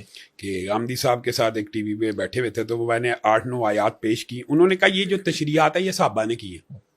اب بتائیں کس نے کرنی ہے؟ قرآن کی تفسیر کی تشریح صحابہ ہی نے تو کرنی ہے. پھر اللہ تعالیٰ نے اس وقت میرے دماغ میں ایک بات ڈالی, اور وہی بات میں آج یہاں پہ رکھنا چاہتا ہوں تاکہ مسئلہ ہمیشہ کے لیے حل ہو جائے. میں نے کہا آپ بخاری شریف کو مانتے ہیں کہ منکر ہیں؟ میں نے اس وقت ظاہر ہے تھوڑا سا ان کو چھیڑنے کے لیے کہا, تو کہا آپ میرے پہ الزام لگاتے ہیں کہ میں منکر حدیث ہوں. ہم منکر حدیث نہیں ہے. میں کہا بخاری مانتے کہتے ہیں.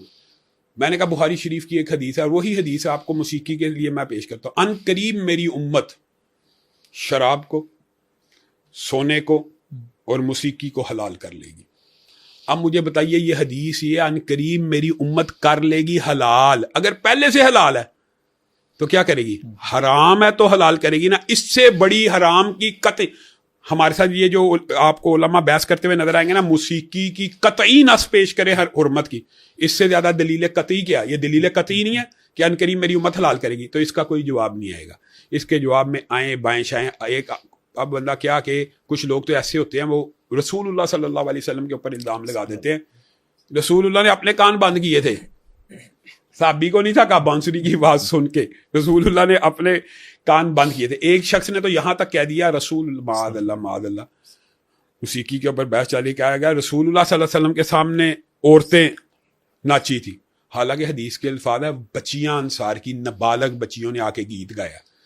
ایک جاریہ, حدیث کے لفظ میں نابالغ بچی کا ذکر ہے, اس نے اس کو محرم عورت بڑی عمر کی بنا کے پیش کرنا. تو یہ جو باتیں ہیں رسول اللہ صلی اللہ علیہ وسلم نے کہا میری امت کے, اور قرآن کی واضح اور صریح نصوص ہیں کہ اور حدیث کے اندر تو ان اللہ حرم علیکم الکوبا، یعنی لفظ کوبا ڈھول کا لفظ ہے، کنین یعنی تار جس کے اندر تاریں لگی ہوں، یعنی رسول اللہ نے تو ان آلات موسیقی کو حرام قرار دیا.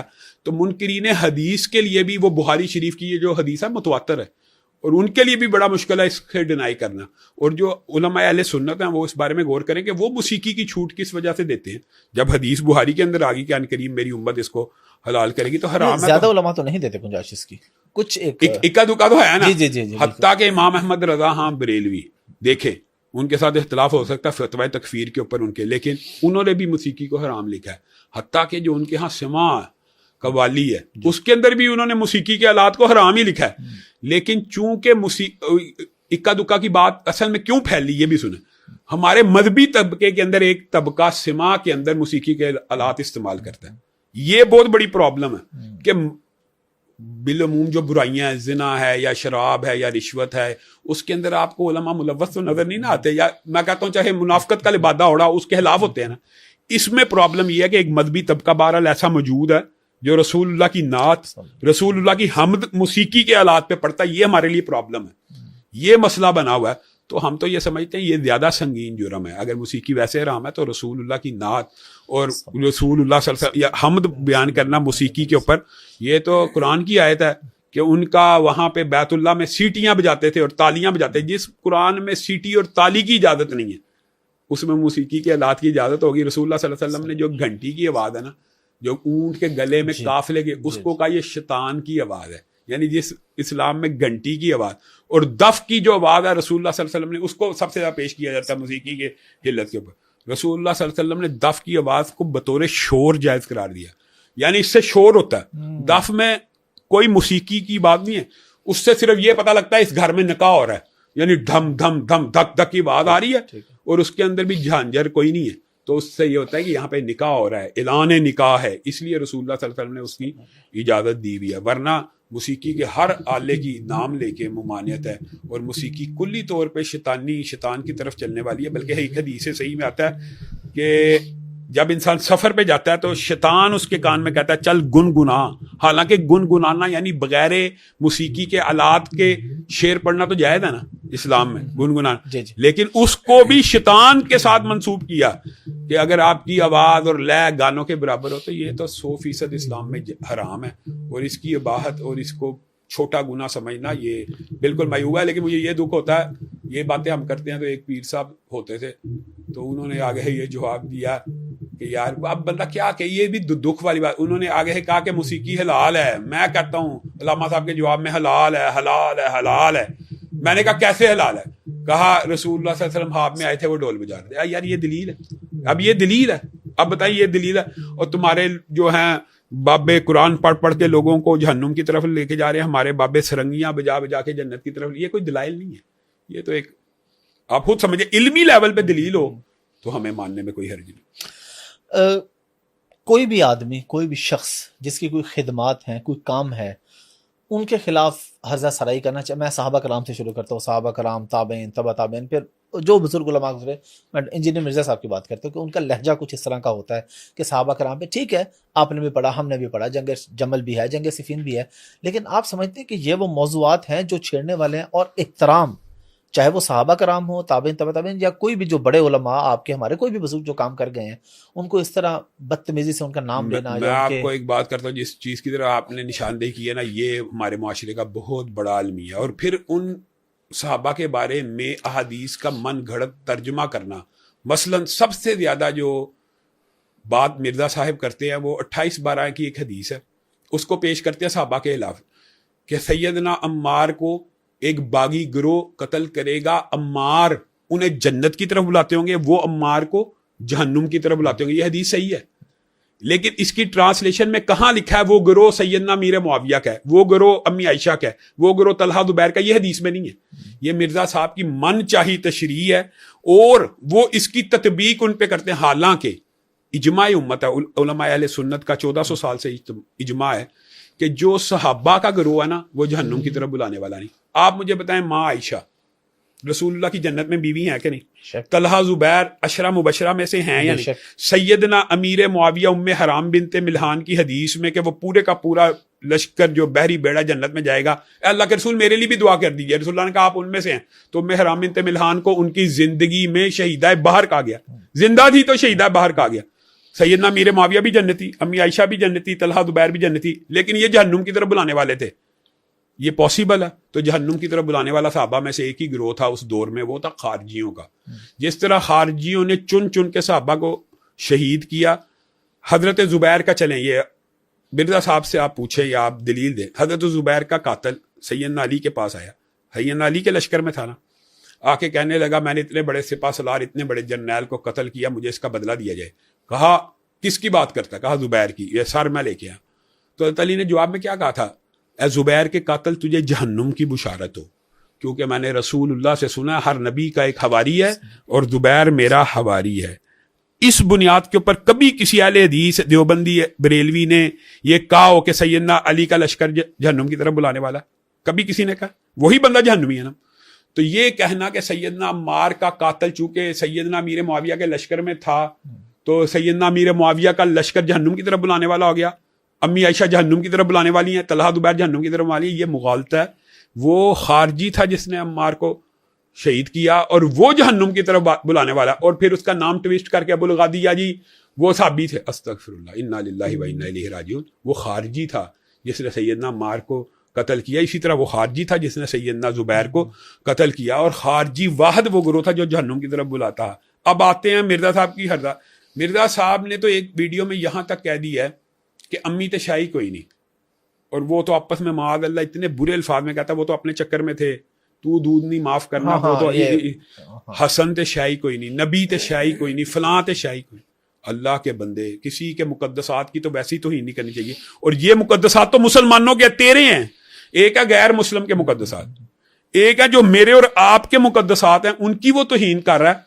اور آگے سے کہتا ہے یہ جو میں جو کہتا ہوں نا نبی تشائی کوئی نہیں، حسن تشائی کوئی نہیں، حسن وہ کہتے ہیں بابے تشائی کوئی نہیں. جی جی یہ بھی کے بارے میں تو نہیں، میں کہہ چکا آپ سن لیں. اس نے کہا اچھا پھر آگے کہتا ہے اس سے مراد یہ ہے کہ اللہ دے سامنے شاع کوئی نہیں، نبی تشائی کوئی نہیں، ٹرانسلیشن اللہ دے سامنے شاعی کوئی نہیں، حسن تشائی کوئی نہیں. یہ بھی کہا کہ نبی کریم دے سامنے شاعی کوئی نہیں، بابے تشائی کوئی نہیں، نبی دے سامنے شاعی کوئی نہیں. یعنی وہ تلاسو ٹھیک ہے. اور یہ جو جملہ اگر وہ اس طرح بھی کہہ لینا، یہ بھی بات سنیں، لوگ سمجھتے ہیں شاید یہ اہل حدیثوں کا موقف ہو گیا، نبی تشائی کوئی نہیں اللہ کے سامنے. یہ بھی غلط ہے. نبی اللہ کی بزرگ ہستی ہیں اور نبی اللہ کے سامنے مقام رکھتے ہیں. یہ نہیں ہے کہ شاعی کوئی نہیں، نبیوں کا اللہ تعالیٰ نے ایک مقام و مرتبہ اور ان کو فضیلت دی ہے، اور وہ بھی اللہ کے ہاں بھی وہ ایک اہمیت اور شے ہے. اللہ کے رسول ہے، اللہ کے پیغمبر ہے. تو یہ کہنا سراسر غلط. اچھا جو حسن تو شاعی کوئی نہیں، اس نے پتہ کس وجہ سے کہا تھا؟ اسی حدیث کی ٹرانسلیشن میں نے کہا کہ مرزا صاحب حضرت حسن کو اس حدیث کا نہیں تھا پتا کہ امیر معاویہ جہنم کی طرف بلانے والا، امی عائشہ طلحہ زبیر. رسول اللہ نے کہا تھا یہ میرا بیٹا سردار ہے، یہ مسلمانوں کے 2 عظیم گروہوں میں صلح کروائے گا. تو حضرت حسن نے صلح کیوں کی جہنم کی طرف بلانے والے کی؟ اب تو انہوں نے کہا حسن تے شاعی کوئی نہیں، رسول اللہ دی حدیث اگے. یعنی آپ نے ٹرانسلیشن خود گاڑ لی ہے. اور میں تو یہ کہتا ہوں یہ بڑے دکھ کی بات ہے، اہل تشیع بھی ہمارے ساتھ بیٹھتے ہیں، ہم بہرحال پارٹیز میں جاتے آتے، ان کو بھی یہ جرت نہیں کہ وہ کہہ دیں امی عائشہ طلحہ زبیر اور امیر معاویہ جہنم کی طرف بلانے والے. یہ مرزا صاحب کو یہ جرت ہوئی ہے. اور صحابہ کے بارے میں جو بہرحال موقف ہے نا وہ ہمارا آپ کو پتہ بڑا سخت ہے. اور اہل حدیث کا نقطہ نظر یہ سن لیں، جو کسی ایک صحابی کو بھی بے ایمان سمجھتا یا کافر کہتا ہے، دیکھیں میں آپ کو کہوں، میں ابھی آپ مجھے کہ میں کافر ہوں، میں آپ کو کہوں آپ کافر ہیں تو صحیح حدیث کے الفاظ ہیں، اگر آپ کافر نہیں تو میں کافر ہو جاؤں گا. میں نے اگر کسی مسلمان کے اوپر فتویٰ تکفیر لگایا نا یہ کافر ہے، اور وہ شخص کافر نہ ہوا تو فتویٰ لگانے والا کافر ہو جائے گا. یہ صحیح حدیث ہے. تو فتویٰ لگانے والا، اسی کو فتویٰ تکفیر کی اہمیت کہتے ہیں نا، کہ لگانے والا کافر ہے. یہ رسول اللہ نے کہا. تو صحابہ جن کو اللہ نے رضی اللہ کا ہے، اس کے بارے میں ایک شخص اٹھے کہ وہ بے ایمان تھا، وہ کافر تھا، تو وہ بندہ مسلمان رہے گا. یہ ہمارا اختلاف رہے گا کہ جو سیدنا ابو بکر کو، عمر کو، امی عائشہ کو، امہات المومنین کو کافر کہتا ہے، اور مسلمان کو کافر کہنے سے بندہ کافر ہو جاتا ہے، تو صحابہ کو کافر کہنے سے ایمان باقی رہتا ہے. ایمان باقی رہتا ہے. یہ ہم مرزا صاحب کو سمجھاتے ہیں کہ اپنی زبان کو، اگر آپ مبلغ ہیں تو مبلغ کی زبان اتنی تلخ کیسے ہو سکتی ہے؟ اور پھر وہ جب کچھ باتیں ایسی کرتا ہے، حافظ صاحب آپ نے بات چھیڑ دی ہے، ایک دن کہنے لگا غصے میں، پتہ نہیں کیا اس کے جذبات، کہتا ہے قرآن پاک کو بغیر ترجمہ پڑھنا ایسے ہے جیسے فرینچ میں گالیاں نکال. اب مجھے ایک بات بتائیں, قرآن پاک کی ایک ابتدا ہوتی ہے الف لام میم, اس کا ترجمہ دنیا میں کسی شخص کو آتا ہے؟ نہیں, اس کا ترجمے میں بھی الف لام میم لکھا ہوا ہے. تو بغیر ترجمہ پڑھنے کی حدیث ہے نا 30 نیکیاں, ان 3 حرف کو پڑھنے کی 30 نیکیاں ملتی ہیں. بالکل. تو وہ کہتا ہے بغیر ترجمہ پڑھنا ایسے جیسے گالیاں نکالنا ہے. اللہ معاف کرے, اللہ کے کلام کے بارے میں یہ جو جسارت ہے. اور پھر وہ کہتے ہیں, یہودی کہتے تھے رسول اللہ صلی اللہ علیہ وسلم کو کل کا چھوکرا. یار یہ کیا زبان ہے, آپ اردو بول رہے ہیں پنجابی. اور پھر جب اس کو اوپر گرفت کی, اور اس بارے میں تو ہم نے مقدمے کی درخواست بھی دی تھی, تو وہ اس کہنے لگا چھوکرا کون سی گالی ہے. تو ایک مولوی نے اس کو کہا یہ کل کا چھوکرا میرا, تو کہتا ہے دیکھیں مجھے گالیاں نکال رہا ہے. یعنی عقل کے اوپر پردہ, یعنی آپ رسول اللہ کو کہیں تو وہ گالی نہیں, آپ کو کوئی چھوکرا کہے تو گالی ہے. تو اصل میں یہودیوں نے رسول اللہ کو بہت کچھ کہا ہے, لیکن یہ لفظ نہیں کہا کہ یہ کل کا چھوکرا, جادوگر وغیرہ جو قرآن میں آتا ہے وہ کہا, لیکن یہ تو نہیں نہ کہا. یہ آپ بتائیے کس یہودی نے کس کتاب میں رسول اللہ کو کہا ہے؟ ہمیں وہ کتاب دکھا دے, ہم ایمان نہیں آئیں گے کہ آپ درست کہہ رہے ہیں. نہیں, میں کہتا ہوں ایک مثال ہے, اگر کوئی چیز یہودیوں نے کہی ہے تو نعوذ باللہ ہم وہ بولیں گے, نہیں بولنی بھائی چاہیے. وہ تو انہوں نے نہیں ویسے بھی, لیکن یہ جو جھوٹ ہے, یہ یہودیوں نے کہا بھی نہیں.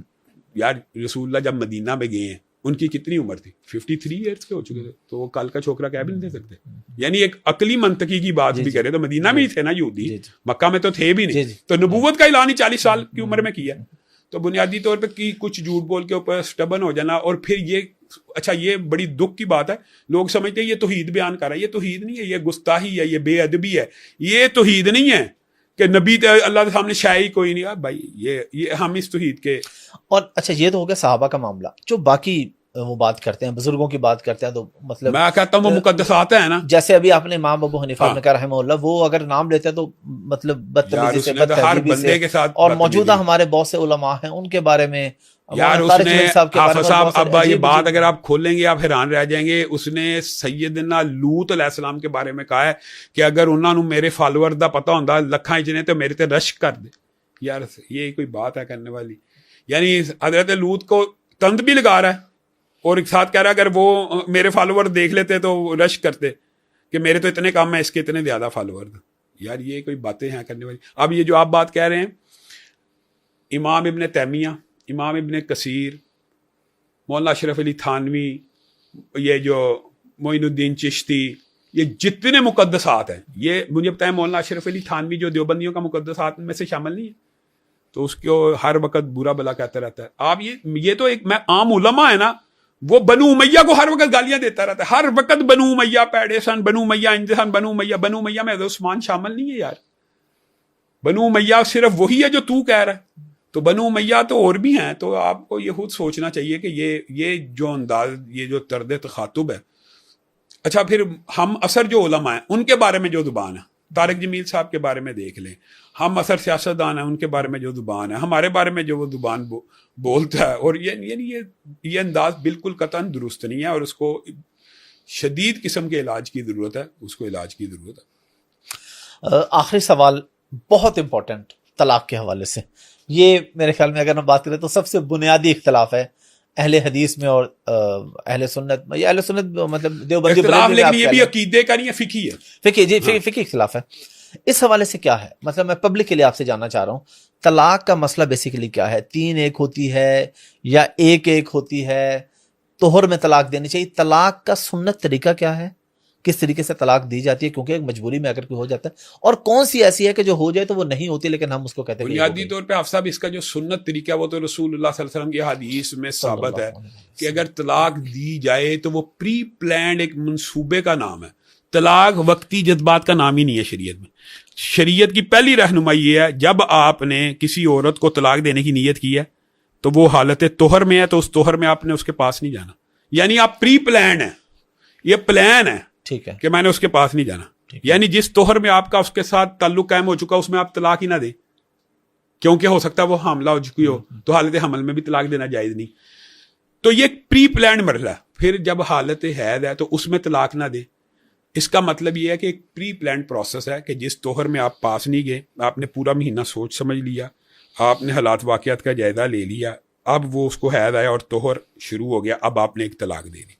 پھر اس کو طلاق, یعنی یہ ایک پروسیس ہے باقاعدہ, رسول اللہ صلی اللہ علیہ وسلم کی ہدایات.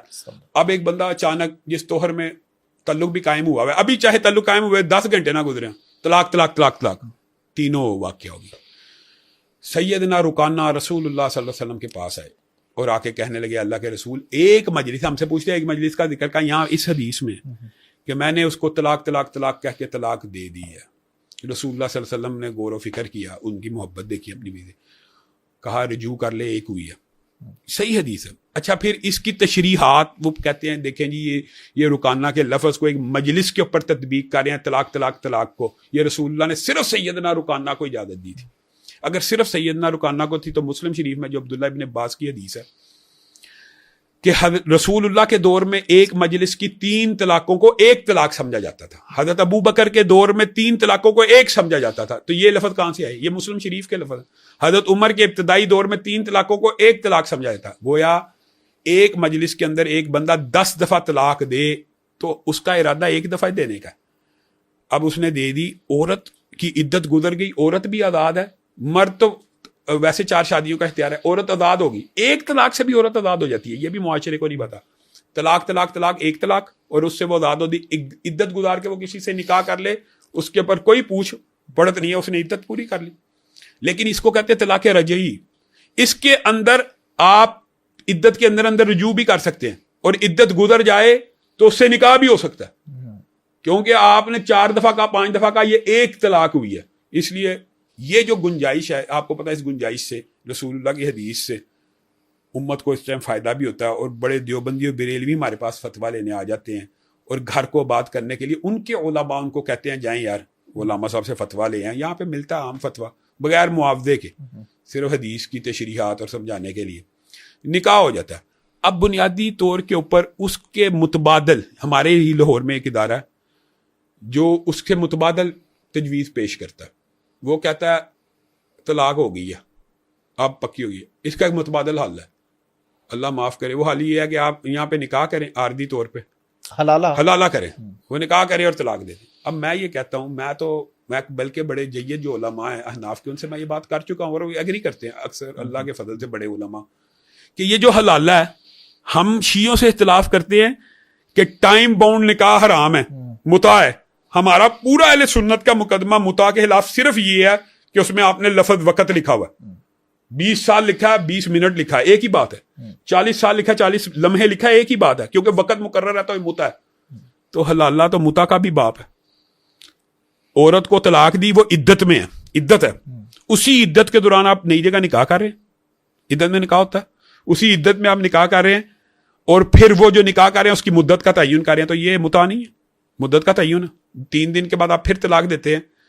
अब उस तलाक की इद्दत चल रही है तो वो पहले हामद के साथ दोबारा निकाह हो जाता है। अजीब माहौल है यार, ये अजीब ड्रामा। एक तो हलाला वैसे ही हराम है, और दूसरी चीज ये कि ये जो आप बात करें इसके अंदर निकाह की क्या जिस्मानी ताल्लुक भी होता है, या सिर्फ बस निकाह और तलाक होती है? आजकल जो हीला बहाना करे इसमें इनके हाँ वैसे ताल्लुक कायम होना भी जरूरी है, लेकिन आजकल हीले बहाने में आजकल ये निकाह और तलाक का ही कहते हैं। लेकिन ये भी अगर हीला बहाना तो ये भी जायज नहीं, इसमें मुद्दत का तय्युन नहीं है 3 दिन का। मुद्दत, अगर मुद्दत का तय्युन जायज है तो फिर हमारा आप मुता के खिलाफ क्यों है? आप मुता को जायज करार दे दें। मुझे बताएं ना, एक अकली तौर पे चले बात है, फिर तहलुत शीयों का मौकफ सही हो गया कि वक़्त के साथ मुख्तस किया जा सकता है निकाह को, फिर तो वो मौकफ सही है। तो हलाले में वक़्त, हलाला जो असल में जो जायज किस्म है ना, वो ये नहीं है कि वो ये है अगर इत्तफाकन निकाह हुआ, इत्तफाकन तलाक हुई, बगैर मुद्दत के तय्युन के तलाक हो जाए, फिर वो पहले हामद की तरफ वापस लौट सकती है। ये शरीयत में था, लेकिन इसको जायज करार देना तो ये तो मैं समझता हूँ अल्हम्दुलिल्लाह ये शुक्र है कि फ़िक़्ह हनफ़ी के अंदर अब देवबंदियों के अंदर ऐसे उलमा पैदा हो गए जिन्होंने इसको अब सरासर गलत कहा। तो मैं ये समझता हूँ जिस चीज़ की इजाज़त हदीस में मौजूद है, अल्लाह के बंदे 10 दफ़ा तलाक एक ही है, वो फिर आगे से हमसे ये सवाल पूछते हैं हज़रत उमर ने फिर क्यों की? ये भी बात सुन ली। हज़रत उमर ने कहा, लोग खुद बयान करते हैं ना कि लोग जरी हो गए रसूलुल्लाह के दौर में, इब्ने रुकाना हज़रत अबू बकर के दौर की वजह से। हज़रत उमर का ये कौल है कि लोग जरी हो गए हैं, उनको पता है बीवी को डराने के लिए तलाक तलाक तलाक कहते हैं, बीवी डर जाती है और घबरा जाती है, रुजू कर लेते हैं, बार बार करते हैं। ये अल्लाह के शायर अल्लाह का इन्होंने मजाक बनाया हुआ है। तो हज़रत उमर ने ताज़ीरन ये कानून नाफिज किया कि जो कहेगा मैं कर दूंगा। ये सिर्फ एक ताज़ीर थी, अगर तुमने कहा तो मैं उसको वकूफ़ पजीर कर दूंगा। तो ये डराने के लिए हाकम कोई बात अगर ऐसी कह दे तो वही बात है कि सैयदना उमर, वो कहते हैं ये हजूर की हदीस की अब तशरीह सैयदना उमर ने की, हज़रत अबू बकर ने फिर नहीं थी की। हदीस बात है ٹھیک ہے, وہ یہ چاہتے ہیں ہم یہ کہیں حضرت عمر نے غلط کہا, حضرت عمر نے غیر شرعی کام کیا, ہم سے یہ الفاظ نکلوانا چاہتے ہیں. ہم کہتے ہیں حضرت عمر نے تعدیراً کیا, اور اس کے بعد امت میں وہی صحابہ نے ہمیشہ حدیث کی طرف رجوع کیا. جیسے عمر کے حج تمتع کے فتوے پہ عبداللہ ابن عمر نے حج تمتع کا احرام باندھا, اس طرح صحابہ نے حضرت عمر کے دور میں بھی یہی فتویٰ دیا کہ 3 طلاق ایک ہی طلاق ہوتی ہے.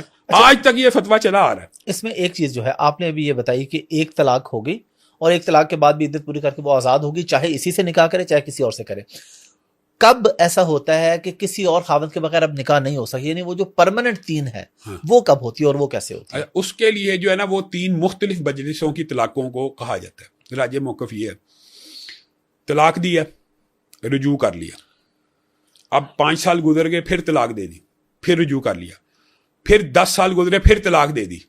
اب یہ 3 مختلف تینوں کاؤنٹ ہوں گی. اب ایسا نہیں ہوگا کہ رجوع کے بعد وہ جو ہے ابن حزم اکیلے کا موقف ہے, جو آپ کہہ رہے ہیں یہ ابن حزم ظاہری کا یہی موقف ہے. ٹھیک ہے, جو آپ کہہ رہے ہیں یہ موقف بھی ایگزسٹ کرتا ہے کہ جب رجوع ہو گیا 3 کا حق واپس آ گیا. ٹھیک ہے, لیکن راجع موقف یہ ہے کہ اگر 3 مختلف مجلسوں میں پورے اسلام کے قانون کے مطابق طلاقیں ہوں گی تو تیسری طلاق واقع ہو جائے گی. یہ بات ہے. اب آپ سمجھ گئے ہیں نا. بالکل. لیکن جو موقف آپ نے پیش کیا ہے یہ بھی ایگزسٹ کرتا ہے. ماشاء اللہ آپ کا نالج ہے. ابن حزم ظاہری کا یہ قول ہے کہ جب بندہ رجوع کرتا ہے اس کو دوبارہ 3 طلاقوں کا حق مل جاتا ہے. بنیادی طور پہ نا, اب آپ نے بات کر دی ہے تو میں کرنا نہیں چاہتا, حضرت عمر نے اس وجہ سے یہ تعدیل نازل کی تھی کہ یہ عقیدہ, اچھا وہ یعنی دوبارہ ہو جاتا تھا شروع, اب یہ مسئلہ یہ ہے. ٹھیک ہے, اس طرح تو پھر ہونی ہی نہیں. اچھا اس میں یہ بتائیے کہ کچھ لوگ یہ کہتے ہیں کہ جی میں نے غصے میں طلاق دے دی, جذبات میں دے دی, تو یہ جذبات اور غصے والی طلاق کا کیا ہے, یہ بھی کاؤنٹ ہو جاتی ہے؟ مجھے ایک بات ہے, جو غصے کے بغیر کوئی بندہ طلاق دیتا ہے نہیں دیتا. دوسری بات یہ ہے, ہاں لیکن ایک حدیث یہ ہے, رفع القلم عن الثلاث, اگر انسان کی عقل معوف ہو یعنی شراب کے نشے میں ہو تو طلاق نہیں ہوتی. یعنی شراب کی واقعی غالب آ جائے اور غصہ اس نوعیت کا ہو جائے کہ ہذیان کی کیفیت پیدا ہو جائے اور جنون ہو جائے, جس کو کہتے ہیں کہ واقعی ہوش و حواس کھو دینا. ایسے دماغ کے اوپر اٹیک آ سکتا ہے, پینک اٹیک ایسا ہو سکتا ہے. لیکن یہ طلاق دینے والے کو پتہ ہوتا ہے. یہ بھی بتاؤں, عام طلاق غصے کے اندر ہی ہوتی ہے. پیار محبت میں کوئی نہیں طلاق دے رہا ہوتا, لیکن غصے کی وہ کیفیت جو عقل کو زائل کر دے یا نشے کی وہ کیفیت جو عقل کو زائل کر دے, تو اس کے بارے میں رسول اللہ صلی اللہ علیہ وسلم نے فرمایا 3 افراد کے اوپر سے قلم اٹھا لیا گیا. جو بندہ سویا ہوا ہے, سوئے میں اگر اس کے نیچے کوئی بچہ آگے فوت ہو گیا, وہ بیچارہ سویا ہوا ہے, تو اگر وہ پاگل ہو گیا, اس کے ہاتھ سے قتل ہو جائے تو وہ پاگل ہے. جیسے مجنون عورت سے زنا ہوا حضرت عمر کے دور میں, حضرت علی نے کہا یہ آپ نے حدیث نہیں سنی ہوئی, تو حضرت عمر نے روک گیا, اس کے اوپر سنگسار کی حد نہیں لگائی.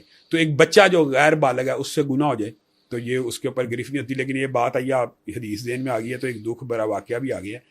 کل پرسوں میں ایک ویڈیو دیکھ رہا, اس میں بیچارہ ایک 8 سال کا بچہ ہے اور وہ رو رہا ہے, اس سے فائر چل گیا تو مخالفوں نے اس کے اوپر 302 کا پرچہ کٹایا ہوا, بیچارہ 4 مہینے سے جیل میں. حالانکہ شریعت کے اندر بھی اس کے اوپر حد شرعی نہیں لگتی. علامہ صاحب ایک اور بڑا امپورٹنٹ سوال ہے, تھوڑا کریٹیکل بھی ہے. دینی تعلیم چاہے وہ کتابوں کی شکل میں ہو, چاہے وہ مدرسے میں حفظ کرنا ہو, زبردستی دینی تعلیم دلوائی جا سکتی ہے. اور جو ماں باپ اپنے چھوٹے بچے کو مدرسے میں ڈال دیتے ہیں اور بچہ رہتا بھی مدرسے کے اندر ہے, اور ایسی ہم نے ویڈیوز بھی موجود ہیں, دیکھا کہ زنجیروں سے مولوی صاحب نے بچے کو باندھ کے رکھا ہوا ہے, اسے دینی تعلیم دے رہے ہیں, تو اس میں شریعت کیا کہتی ہے؟ حافظ صاحب بنیادی طور کے اوپر میں تو یہ ماں باپ کی ایک اصلاح یہ کرنا چاہتا ہوں کہ ہر بچے کی ذہنی استعداد اس لیول اور قابلیت برابر نہیں ہوتی. کچھ والدین ضدی ہوتے ہیں کہ میں نے بچے کو پورا حفظ کرانا. یہ شریعت میں حفظ کرنا نفلی عبادت ہے, حفظ کروانا نفلی عبادت ہے. نفلی عبادت میں جبر نہیں ہے, یقیناً اس کے فضائل بہت زیادہ ہے, لیکن جبر نہیں ہے. دیکھیں آپ کا بچہ پورا قرآن حفظ نہیں کر سکتا تو آپ مایوس نہ ہو, 15 کروا دیں. 15 نہیں کر سکتا 5 کروائیں, 5 نہیں کر سکتا 2 کروائیں, پکے کروائیں, بس 2 کروا دیں. اور اس کے اوپر جبر کرنا, اس کے اوپر تشدد کرنا, وہ تو اس کو دین سے باغی بنا دے گا. یہ تو انسانی نفسیات کے بھی خلاف ہے. تو دین تو شریعت تو فطرت کے مطابق ہے. ہاں لیکن جہاں تک آپ یہ کہتے ہیں کہ والدین کو یہ اختیار حاصل ہے کہ اپنے بچے کا مستقبل اپنی مرضی سے سوچے, تو یہ اختیار ہے. بچہ والدین کا ہی ہے. باپ چاہتا ہے میرا بچہ دین کی تعلیم حاصل کرے تو بغیر ظلم کے, بغیر جبر کے اس کو وہ دلوائے. جہاں پہ وہ ظلم کرے گا, جبر کرے گا, یا جو زنجیری, یہ حرام ہے, یہ شریعت میں سخت حرام ہے. رسول اللہ صلی اللہ علیہ وسلم نے فرائض چھوڑنے کے اوپر بچے کو 10 سال کی عمر کے بعد ہلکی ضرب لگانے کی اجازت دی, اور بالغ ہونے کے بعد مار کی اجازت دی ہے. یعنی بالغ تو بچہ 13 سال کی عمر میں ہوتا, تو 13 سال سے پہلے تو ضرب لگانے کی اجازت نہیں. اور ضرب کی اجازت کہاں پہ شروع ہوئی ہے؟ 10 سال کی عمر میں فرض بھی کون سا؟ جو دین کی بنیاد ہے، نماز.